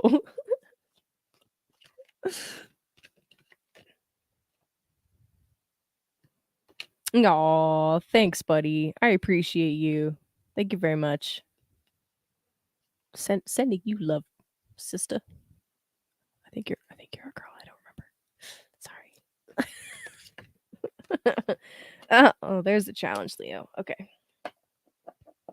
Mm-mm-mm-mm. Leo, Leo. So you got 8 of wands. So it's funny. 8 of wands came out, and like half the deck was like, I'm like, whoa. Okay. Yeah, dude. Every Monday. They know. They know. They've been here. Okay. Somebody wants to say something to you, or you want to say something to somebody. I don't know. Damn. Okay, so 8 of wands, fast movement of energy. Bump, bump, bump. It's kind of cool, actually. This is first deacon of Sag, ruled by Mercury.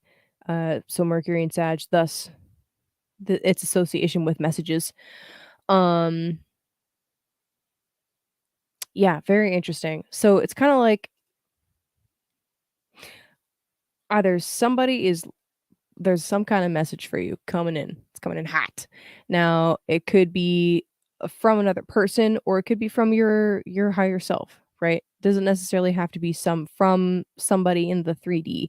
It could be an impulse that you're getting. It could be an intuitive nudge or it could be a direct message, a direct PM from your highest self, throwing some number synchronicities at you like, bitch, you listening? Bitch, you listening? Come on, Leo, you listening? Go over here, do this, do that. Um, yeah. So that's the thing. Anyway, then you got Temperance reversed. So another Sag card. Interesting. And then the Nine of Wands. Another Sag card. Interesting. Wow. So definitely heavy fifth house focus for sure. All right. So let's see here.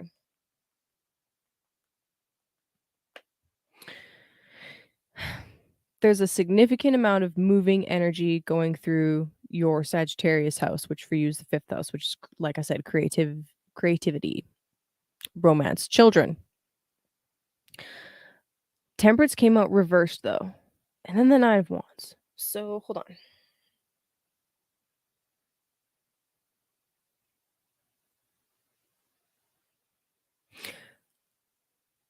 There's an imbalance. Don't know what it is yet. Not 100% certain what it is yet, but there's some kind of imbalance, like too much of a focus on one area and not enough of a focus on another area. I feel like temperance, which is in this deck a word I cannot pronounce, but I feel like temperance coming out reversed is asking you to rebalance the formula. It's like one side is heavier than the other and you need to bring it back into you know. And this full moon I actually feel like is going to help you realize where things are out of balance for you, especially full moon Gemini on Mars. It's going to be super obvious. It'll be like, oh, that's what she was talking about. Okay. You might need to talk about it, right? You might need to communicate about it. um Now, Nine of Wands, this is the challenge. This is the challenge that's coming up. When I was talking about Mars being on this full moon, it might be that yeah. Well, it's interesting actually. It could be that you're really stuck in some position, Leo, and you need to budge a little bit. Or somebody that you're dealing with is stuck in some position and they need to budge a little bit. I'm actually kind of picking up both sides are a little bit fucking stubborn and both sides might need to budge a little bit, or adjust a little bit and allow and a little bit and flow a little, you know. Hmm.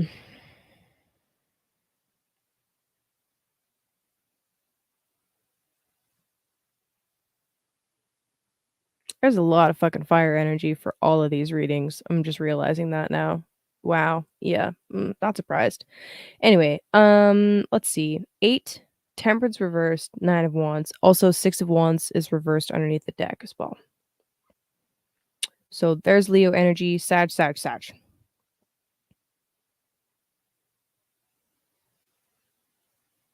Yeah. So I'm feeling like this week, if you have been spending too much time in one of these houses, say the 5th house, rather than and not enough time in the 11th house where Mars has been retrograde, the full moon is going to like point your attention, like, hey, you've been neglecting this area over here, which for you as a Leo, the 11th house, whole sign houses is like your network circle, um, and something to do with your finances. Um, so that'll just be something to kind of keep your eyes open for this week to figure out where that formula needs to be adjusted. What variables have you been ignoring maybe, or just need to pay a little bit more attention to? You know, maybe you're not intentionally ignoring different variables, but they're feeling ignored. I don't know. Uh, let's see. 9 of Wands at the end of the week could actually really be like, uh, I don't know. I'm just picking up that that is the challenge there, or that's you overcoming the challenge with, fierce determination, which I love. All of this fire coming out really tells me that you're still top hopping, which is great. I love it. Keep top hopping. Keep doing what you're doing. And then just a reminder, just to kind of put this out there again, when Jupiter moves into Aries, it's going to be absolutely fantastic for all of the fire signs, but um yeah, so that's happening in a couple of weeks, and, hopefully you can balance some things out a little bit before then, because Jupiter is known for blowing things out of the water and, like, blowing them up. So, um, if there's imbalance now, when Jupiter moves into Aries, it's gonna be even more out of balance, so just, keep that in mind and, yeah, maybe chill out a little bit. Maybe chill out just a little bit. Word. Okay. Cancer. Cancer. Cancerians, my crustaceous crabby friends. Oh god, I love you, Cancer. Okay. So this full moon is happening in your 12th house. Whoosh.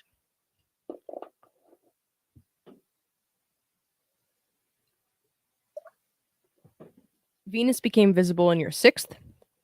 So, Cancer, if you have been struggling with any health issues, Venus becoming visible will help you find a solution for that. Venus is known for being a fantastic nursemaid, literally. Um, she soothes, she heals, she will bring you solutions. So keep your eyes open this week for some kind of solution to present itself if you have been struggling with any kind of health related stuff. Now, full moon in the 12th. With the 12th house, we're talking about our spirituality. We're talking about sleep. We're talking about places and times when we need to be or want to be more isolated. Um, be paying attention to your dreams for sure. Full moon in the 12th. It's pretty interesting actually, especially with Mars there. We've been talking a little bit about Mars going through the 12th house is like activating like spiritual warrior type stuff. Um, guerrilla war type stuff. Really active dreams. Maybe even insomnia for some of you, or you know, maybe not, but maybe. Anyway, be paying attention to your dreams. I mean, always. It's good advice for everybody, but um there's something about this full moon and about needing to like retreat a little bit and take a bit of a breather and step back even from your career, as Mars is the ruler of your 10th house. And that's okay too. Like, if that's what you've needed to do more stuff behind the scenes rather than, front and center, that's okay too, right? Like, that's what this time is for, right? Something kinda cool, actually. A Cancer that we know, I did not see him in the chat today, but, you have a 6th house and a 12th house. Shut up. No, just because 'cause they're empty doesn't mean they're not there. Stacey. Oh my god. Anyway, we know a Cancer. Um, Symbolic studies. Gonna use them as an example. Hope you don't mind, Mario. Love you. So, he was doing a ton of different, like, podcasts and stuff, and he's still doing them with people, right? But I have almost seen him, like, step out of the spotlight just a little bit. He's still putting work out, but it's like he's working behind the scenes now a little bit. And then his partner, Michelle, she's starting up her own podcast, and he was doing behind the scenes work to help her get her stuff going. So I really love that, how that reflects the Mars journey at the moment for the Cancer map, as he's a Cancer. Um, Doing stuff behind the scenes. You know, still working on career and public things, but from a hidden place. Um, yeah, it's kind of neat. Anyway, wow, Cancer, I just pulled your card. Love that. Interesting. Alrighty, so Cancer, we got the Queen of Cups. Oh, hold on. Yes, exactly. So that's neat because it's right before the full moon. So the full moon is like illuminating the ruler of his 10th house if you put his sun as his rising sign. So it's like putting a spotlight on him again briefly. So anyway, I think that's cool. It's fun how that's working out. Okay, so anyway, Queen of Cups, Six of Wands upright, Four of Wands reversed. So we got Queen of Cups. This is a Cancer card in my humble opinion. This is nurturing the self. This is making sure that you feel secure and safe and nurtured within yourself. Um, this also is suggesting to me that there is a significant amount of like psychic and emotional energy around you at the moment. I freaking love the detail with the feet on this deck. So she's got her toes dipping into the ocean. She's got full moon above her cup, and she's got her hood up. I don't know. To me, I feel safe with my hood up. It's like I don't know why. I do. I feel safe. I feel like energetically protected and like contained. Especially wearing black. She's wearing green though. But anyway, she's safe. She's secure. She's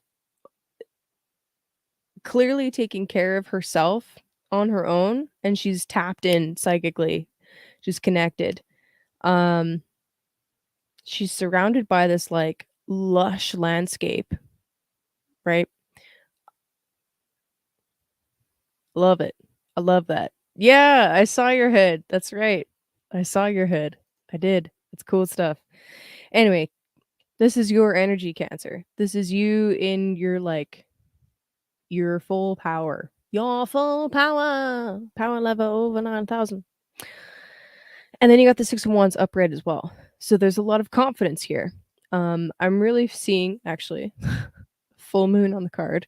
I'm really seeing this full moon is really helping you tap back into some kind of confidence that maybe you felt was missing for a little bit. And if not, it's okay. Hold on. Let me finish that thought. Tapping back into some confidence that you thought was missing or felt was missing. Yeah, period. If not, if you didn't feel like that, then this is just an extra boost to that sense of accomplishment and that sense of feeling secure and that sense of being able to do the things that you want to do. Now, Four of Wands reversed. Four of Wands to me speaks of the home, hearth and home. It being reversed suggests some kind of instability in the home. some kind well, yeah, some kind of instability, really, and a need to right that or fix that. But I'm also seeing, like, at the same time, like, no matter what's going on with the physical walls around you, you are safe and secure in yourself. So no matter what happens with whatever is happening on the domestic side of things, um, you'll be okay. You'll be okay, Cancer. You'll be okay. You'll make your home wherever you need to make your home. Underneath the deck for you, Cancer, we have death. So there is a fundamental transformation occurring.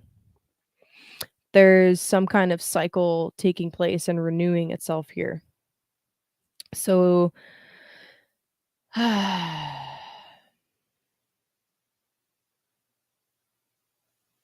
exactly.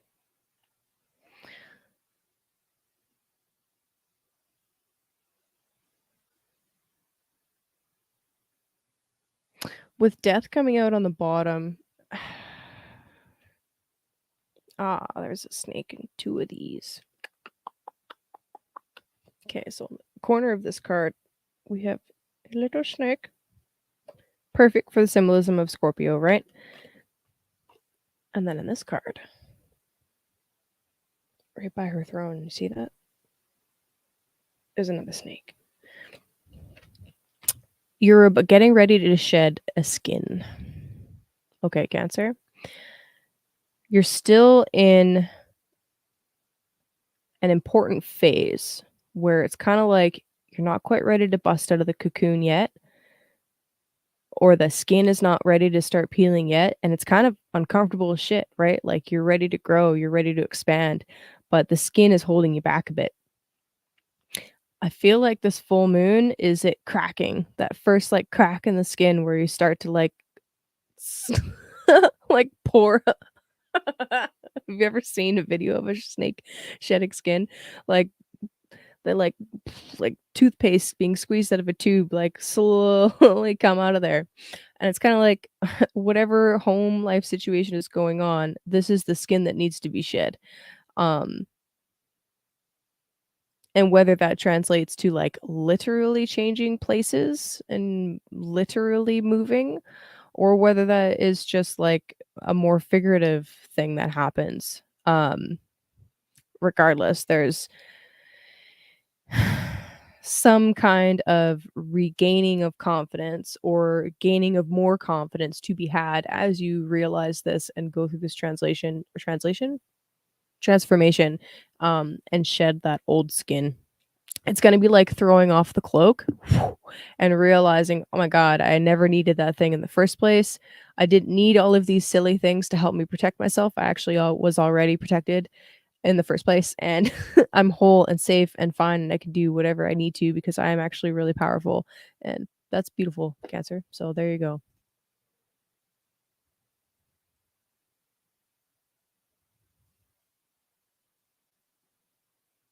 Could it be job?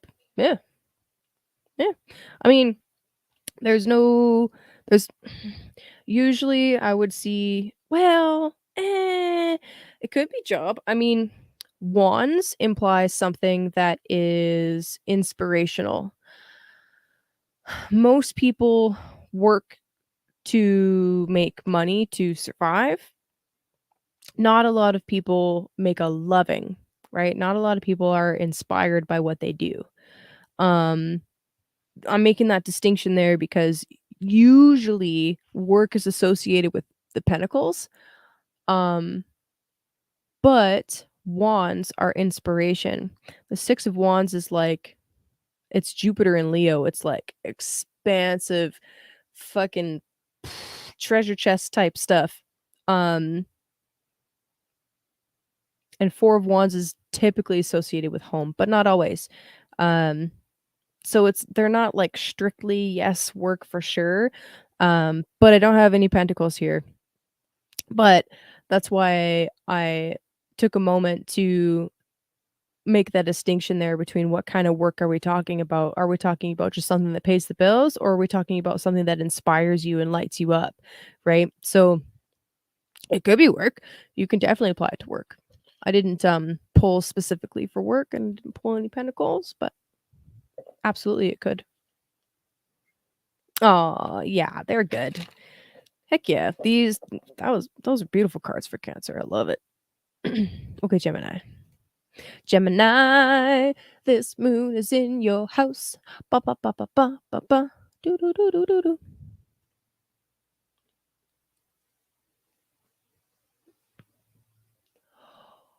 Whoosh. Okay. Full moon in your first house. So, what have you been realizing, building, changing, or embracing with Mars retrograde? Because this full moon is going to be like uh,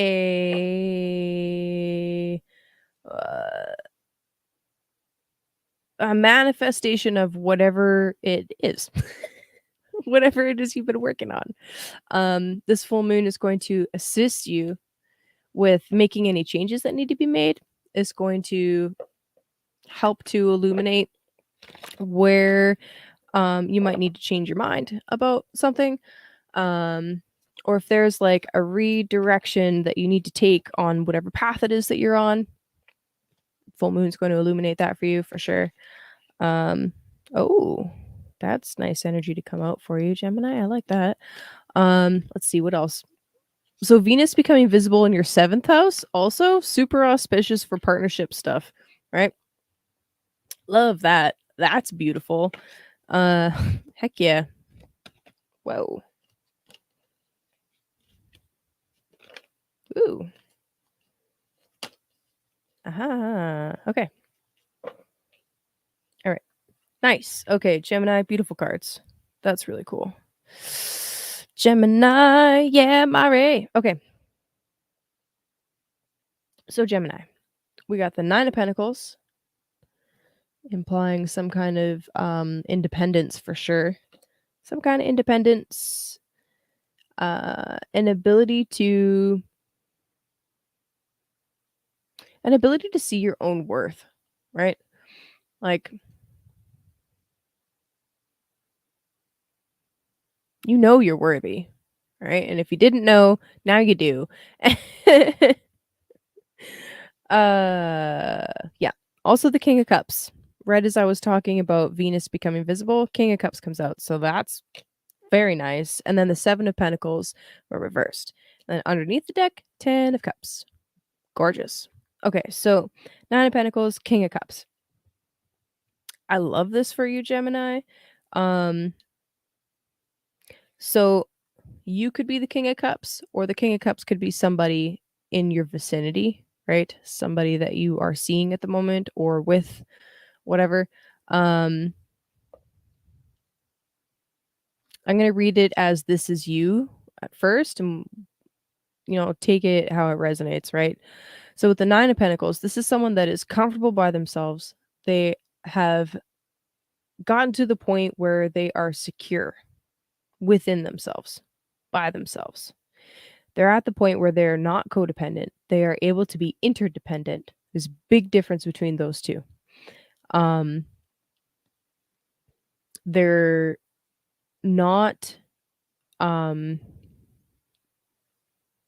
they're able and comfortable to be by themselves. They don't need to be, smothered or smothering somebody else. Right? They're okay. With the King of Cups as well, this is someone that is more emotionally mature. This is someone that is able, well, they still have their own interests. They still have their own things that they like to do. They fill their cup very easily because they have, their own hobbies, their own artistic side, their own things that they love outside of just you. Um, the dog in the picture always makes me think of loyalty, right? This is someone that's loyal, that's true to their word. Now, both of these energies could be you, or this could be you and somebody that you're dealing with, right?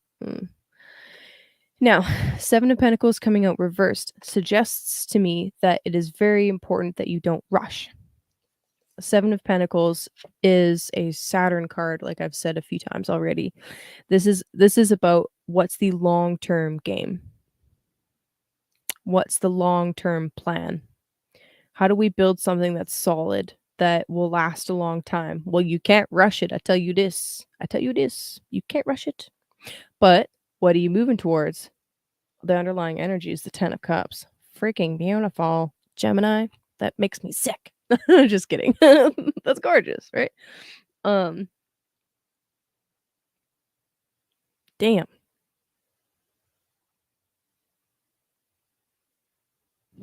Yeah, Gemini, I don't even know what to say. These are really beautiful cards. Um, yeah, the with the 7 of Pentacles. So again, my eyes are being drawn to him making a cut here. With the Mars retrograde and the full moon on the Mars retrograde, this is going to really show you where there might be something um about yourself or about something that you not necessarily own or possess, but there's something that you've been working on, that you've been like not editing, that's not the right word, because we're not like avatars in the metaverse, we're human fucking beings, but maybe like a personality aspect or a habit that you have that's more sixth house, but you get what I mean. There's something about yourself that you're like been working on, and Mars is trying to help you cut it out. That's the whole purpose of the Mars retrograde period, is like what are we going back over? In your case, Gemini, for Gemini rising, it's literally you and your body. Um so I would just be very cautious, actually, if you are someone that struggles with any kind of like body dysmorphia or like eating habit issues, or if you are extremely self-critical, make sure that you're treating yourself with extra love, right? Extra love, extra care. Sometimes we might really wish to edit and sculpt ourselves in such a way that is actually not healthy. And if that is something that's coming up for you, you need to ask yourself why. Why do you feel like that? Why do you feel like you need a lip filler if you're a person that goes for lip filler? Why do you feel like you need to be an absolute statue if that is you? And I mean, there's a difference, there's a big difference between being healthy and perfecting things in such a way that we're obsessing over it, right? That message isn't for everybody, right? There's just going to be maybe like I don't know how many, but it will be for somebody. But anyway, the 7 of Pentacles reversed is, I feel, telling me you need to cut out cutting it out. It's like there's only so much that you can actually physically do before it becomes an unhealthy obsession. So be careful about that, and just remember that you're coming in strong this week with a whole lot of self-love, or you're being encouraged to have a whole lot of self-love. Um so keep going in that direction, right? Um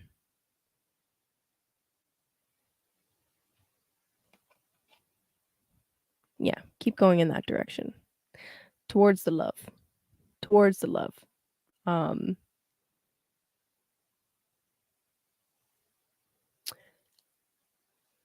yeah, and then I don't know. I think one more thing I would say about the 7 of Pentacles in particular, as it pertains to the 10 of Cups underneath,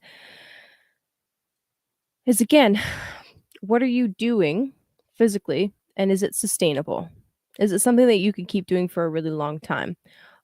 Or is it something that you're going to need to stop because you're going to burn out?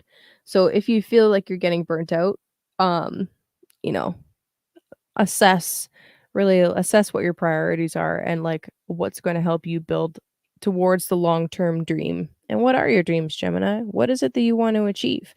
Um, Again, I love this Venus coming visible in your 7th house. That's very beautiful energy.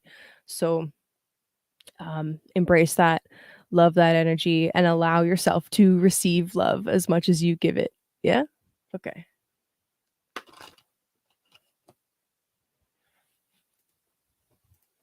Taurus. Bull gang in the house.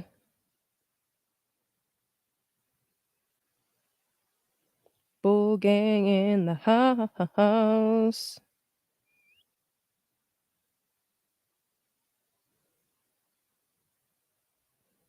Looking up my email just in case, because I haven't in a bit. So we're singing songs. Nope. Okay, cool. All right, Taurus. Oh, yes. Yes, yes, yes. So let's see here. Full moon in the second house, eh? Mm. Oh, oh, thank you, Mari. Okay. Whoa. All right, that's fine. So full moon in the second house, right? So second eight axis, we're talking about the money houses. The money houses, but also sensuality. The food that you put in your mouth. Taurus, if you have been working on trying to like change your diet or like cutting out certain foods, this kind of a full moon energy will be very helpful for, you know, really helping you do more of that.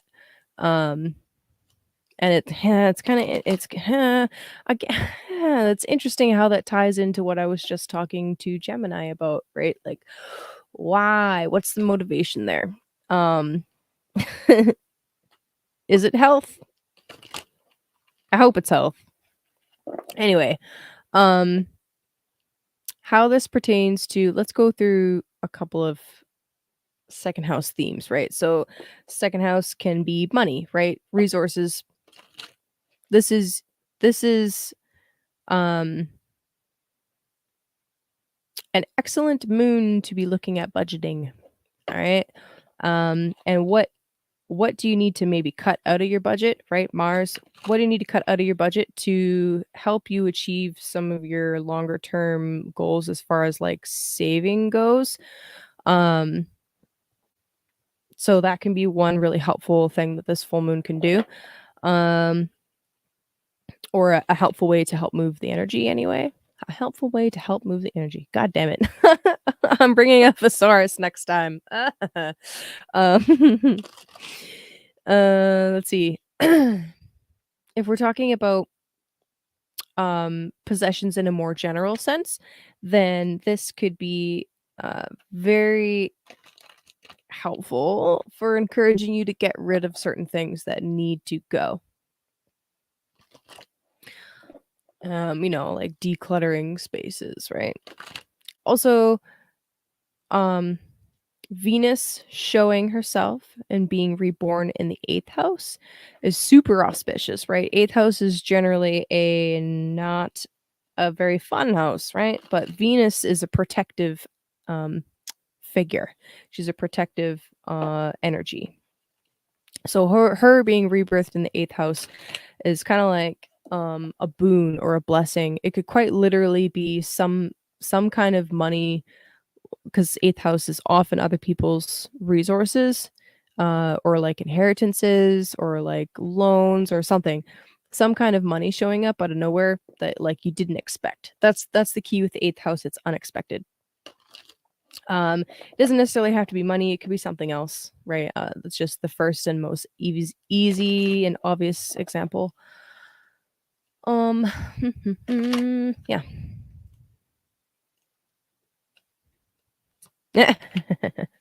Yeah, dude, I have a Telegram channel. T.me/Kaylee Bricana. I should link it in the description. I'm terrible at advertising stuff. I don't know. I don't know why. Okay. What you got, Taurus? What you got?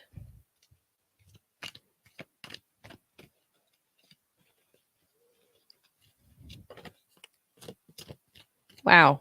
Literally. Literally. Okay. Effective and encouraged. Thank you, Charlotte. I appreciate you. I'm 4 hours in, man. I'm done. It's okay, Taurus. Boom.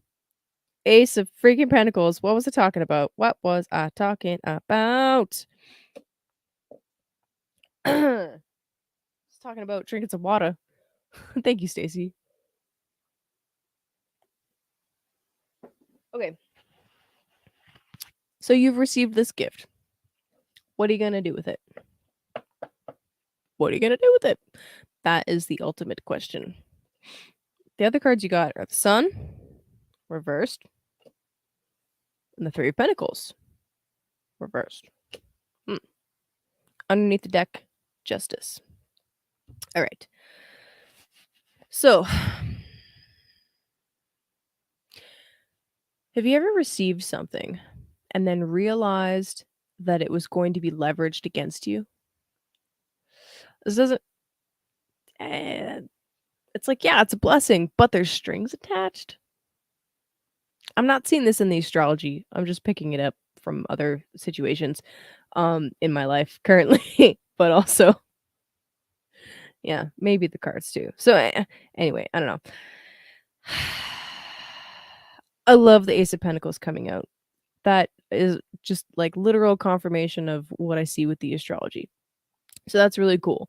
Um yeah, it's all about like what are you going to do with it now? Now that you have it, what are you going to do with it? Um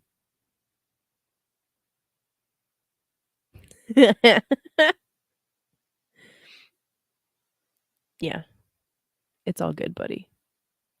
I think you're funny, but I'm also really tired right now. So anyway, what are you going to do with that Ace of Pentacles? That is the real question. You have a boon. Um use it wisely. Then you got the Sun reversed and the Three of Pentacles reversed. Yeah. So with the Three of Pentacles, this is to me this talks about like community projects. But it's reversed. So like what's going on with that? And then the Sun reversed as well. What's going on with that? So it's like there's things that are being hidden specifically to do with community projects, but meanwhile, it's like you've got the sauce. You've got the juice, you have the boon, you have the resources. Literally, Taurus, you actually control the resources. It's like they need you, but there's like hidden deals going on, like hidden alliances going on, and that's very eighth house. And it's weird. And then with the Sun, it's like I don't know how to read this right now.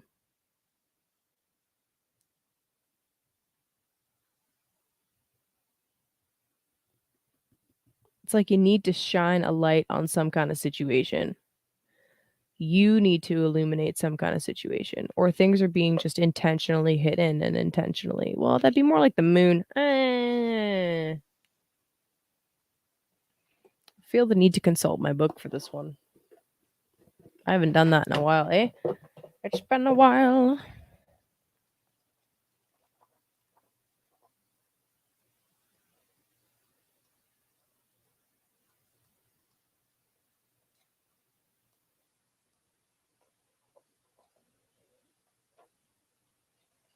Yeah, okay, so it's like you're given a boon and a blessing, but it's like the creative juices aren't flowing right now for some reason. You could also be really unclear about something. So yeah, there's like the could also potentially be maybe a little bit arrogant. I'm gonna just read this out to you guys, okay? Sometimes we can be dazzled by our own charms or abilities, and then our radiance, rather than serving us, becomes a hindrance. The lucidity and clarity that the Sun should bring is obscured, and you may find yourself lacking in these qualities or failing, though, or not through lack of ability, but through an overconcern with yourself or your appearance. Ah, interesting. Finding the Sun reversed in your reading may not necessarily indicate this. However, it could simply be telling you that your success is delayed, but in due course you will succeed. Interesting. Okay. Delayed success, or potentially arrogance.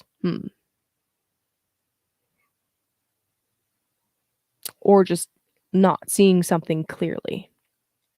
So this could actually this could serve as a oh wow, that's really interesting. This could serve as a warning. Okay, so Taurus, um, if there's some kind of community involvement or community project or something going down,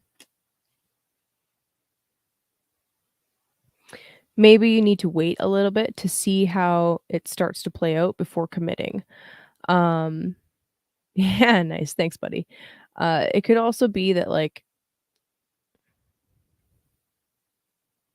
you could be shining so brightly that it's actually obscuring. You could be seeing things so brightly or from such a beautiful vantage point that you're not seeing some of the darker sides or some of the shadows that are coming out that are really important to see. I'll give you an example. When I meet someone new, a friend, stranger, whatever, um, I'm not looking for flags. I'm not looking for um, reasons to not trust them. And it's a little bit naive actually because there's a lot of people out there that are really shitty people. I mean, they just are. And you know, it's a good thing. It's a good thing.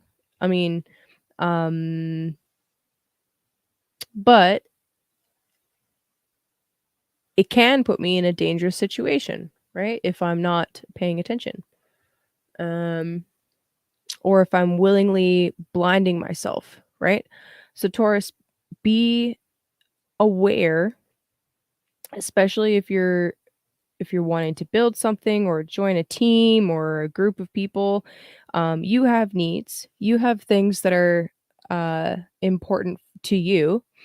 um Stick to those values, right? We're talking about, let's bring the chart back up for a sec. We are talking about the second house after all. So what is it that you value? What is it that you give a shit about? What is your highest held value? Um, and how are you going to stick to your guns? And if the people around you don't align with those values, it's okay to cut them off, right? It is okay to use that Mars energy and use that Saturn energy to, make the cut if need be, in order to protect yourself, right? So don't be blinded by um, what appears to be shiny, right? The sun can obscure just as much. In fact, the sun obscures a lot, right? As soon as the sun rises, it hides the whole friggin' sky. So don't be blinded by somebody's brilliance. Yeah, I'm still going, bruh. Don't be blinded by somebody's brilliance. Take the time necessary, right, to look underneath, right? Don't just kick the tire of the car, take it for a test drive, right? Be watchful for the flags. Be watchful for don't like go all paranoid, but it's important to protect yourself and protect your energy. So that's what I would say to you, Taurus. Aries, oh yeah, almost done. Aries is like 4 hours, fuck's sake. And that's why we can do timestamps. All right, Aries. So, full moon in the third house. Venus just became visible in the ninth house. That's fucking awesome. Jupiter's about to re enter your sign. Whoo, whoo, whoo. Ready for your power hour, my friends? Are you ready for your power hour? So let's start with Venus, okay? Venus becoming visible in the ninth house is fantastic. This is quite literally like somebody appearing like a teacher or a religious figure or a spiritual figure or even gaining some kind of information through a partner or something of that nature that can really be helpful. This is like, I don't know, be Venus appearing in the ninth house is super auspicious if you are someone that um is into divination practices like astrology or like tarot or like the I Ching or anything like that. Um it's like a boon appearing, a blessing appearing from Venus. Um, it could also be, it could even be like somebody that you meet in your travels is actually a really serious teacher, right? They teach you something that's really valuable that you could even shift your belief structure a little bit or just deepen your belief in something. That's kind of cool. Anyway, full moon in the third house, this third ninth axis. Also, okay, also Aries, if you want to publish anything, while Venus is like this week before she moves into Capricorn, publish it like now. Publish it now. Publish it right now. Anyway, full moon in the third house. Third house is referring to um I just realized I didn't tell Taurus what card was underneath the deck. Damn.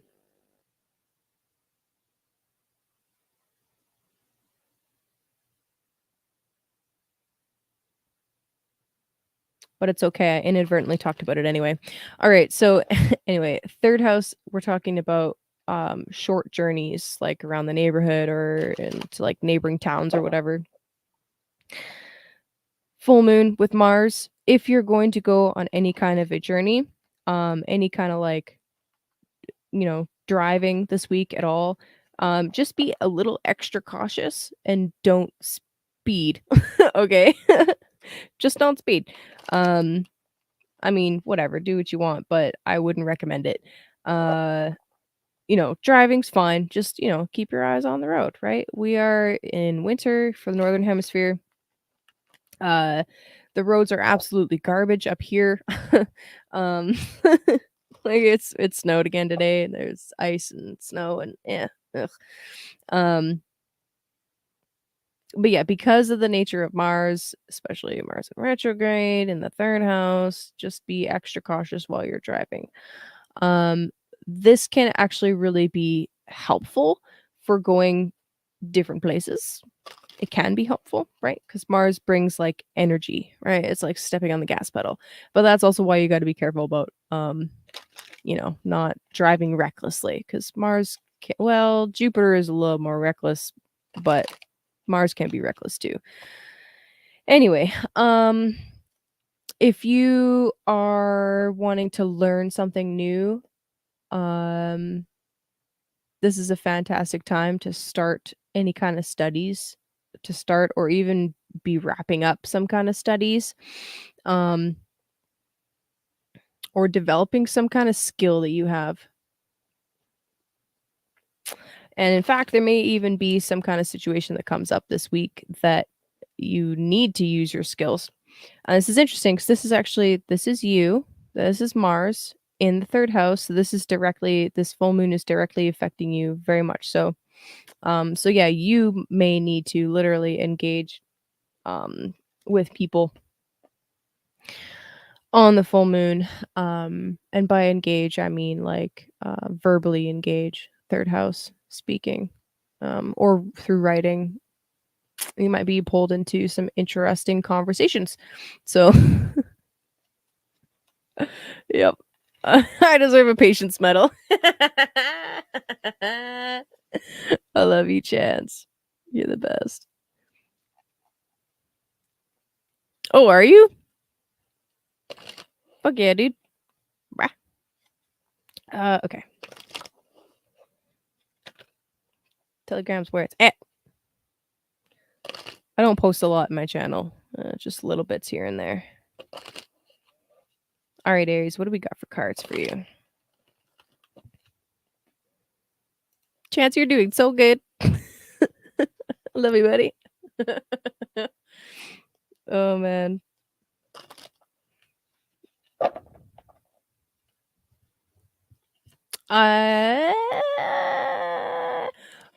I would answer questions. Yeah, I would answer questions provided they're not like crazy. I would answer questions though. I should probably do some videos answering some of the most common questions that I get. Whoa. Stacy, don't even say that word. Don't even. Okay, Aries, you get 4 cards because that's what came out. Okay. All right. So we got the motherfucking star. Aries, you know you're the star. I don't need to tell you that. You already know. You already know. We got the 4 of swords. Okay. Then we got the 7 of swords reversed. Oh, that's fun. 4 of swords, 7 of swords reversed, and the chariot. Boom, victory. Okay. The star with the 4 of swords. There is a deep renewal that you're experiencing, that you're going through right now. This is actually probably just relief that we're finally at your sign. But on a serious note,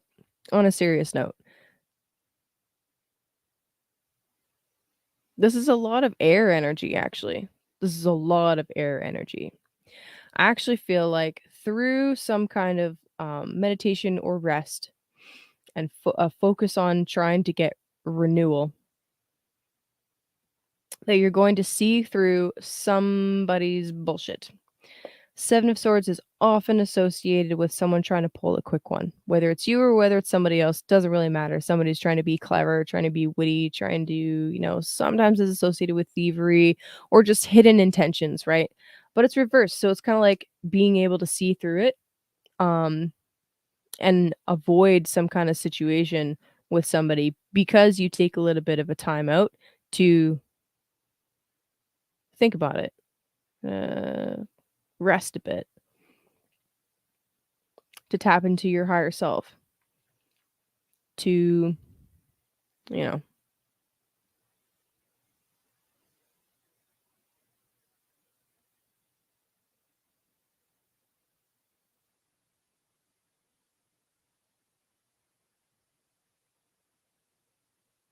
it's kind of like actually making an important realization.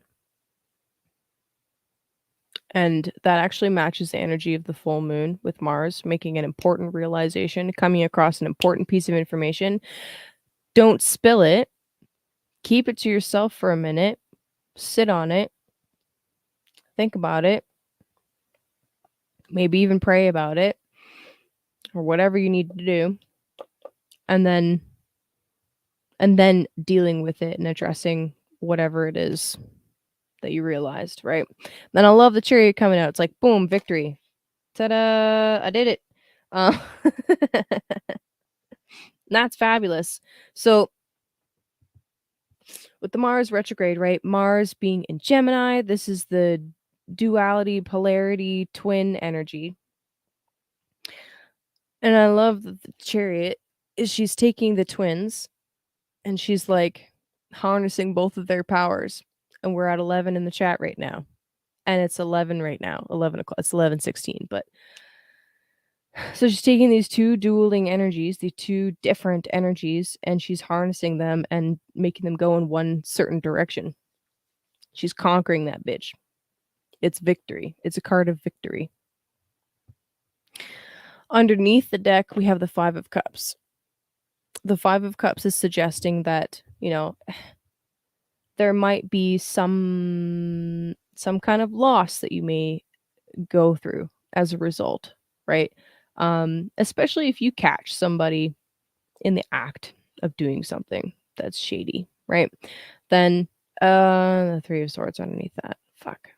Yeah. So if you catch somebody in the act of doing something, right? Disloyalty, right? Do you keep people that are disloyal around? I'm gonna let you decide. I'm gonna let you answer that. How do you feel about that?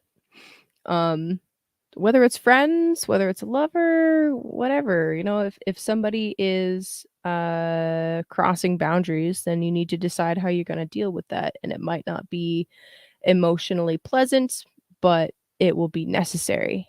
Yeah. So anyway, but Aries, you're coming out on top regardless of what goes down.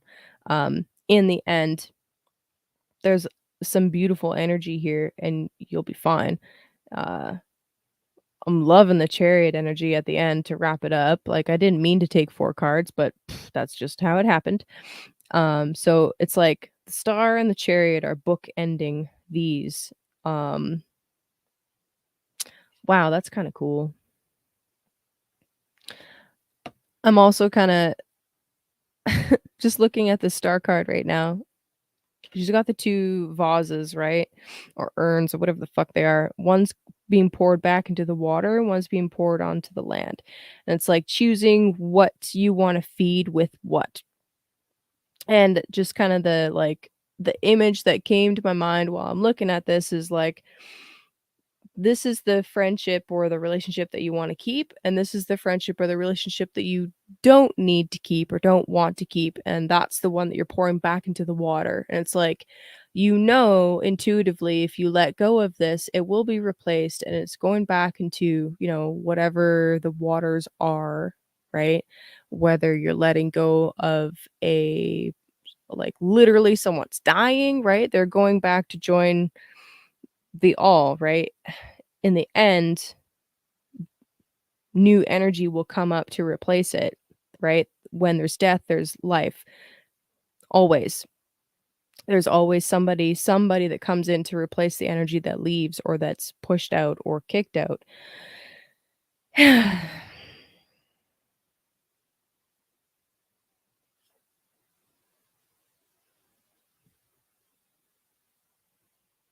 And in the end, motherfucking victory.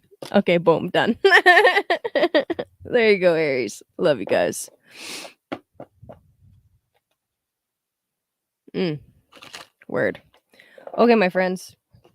Just gonna check my email real quick, make sure I didn't miss any readings. No? Okay, cool. All right, my friends. Love you guys. Have a lovely night. We'll see you next week for Moonday Tarot. Bitch, it's Moonday.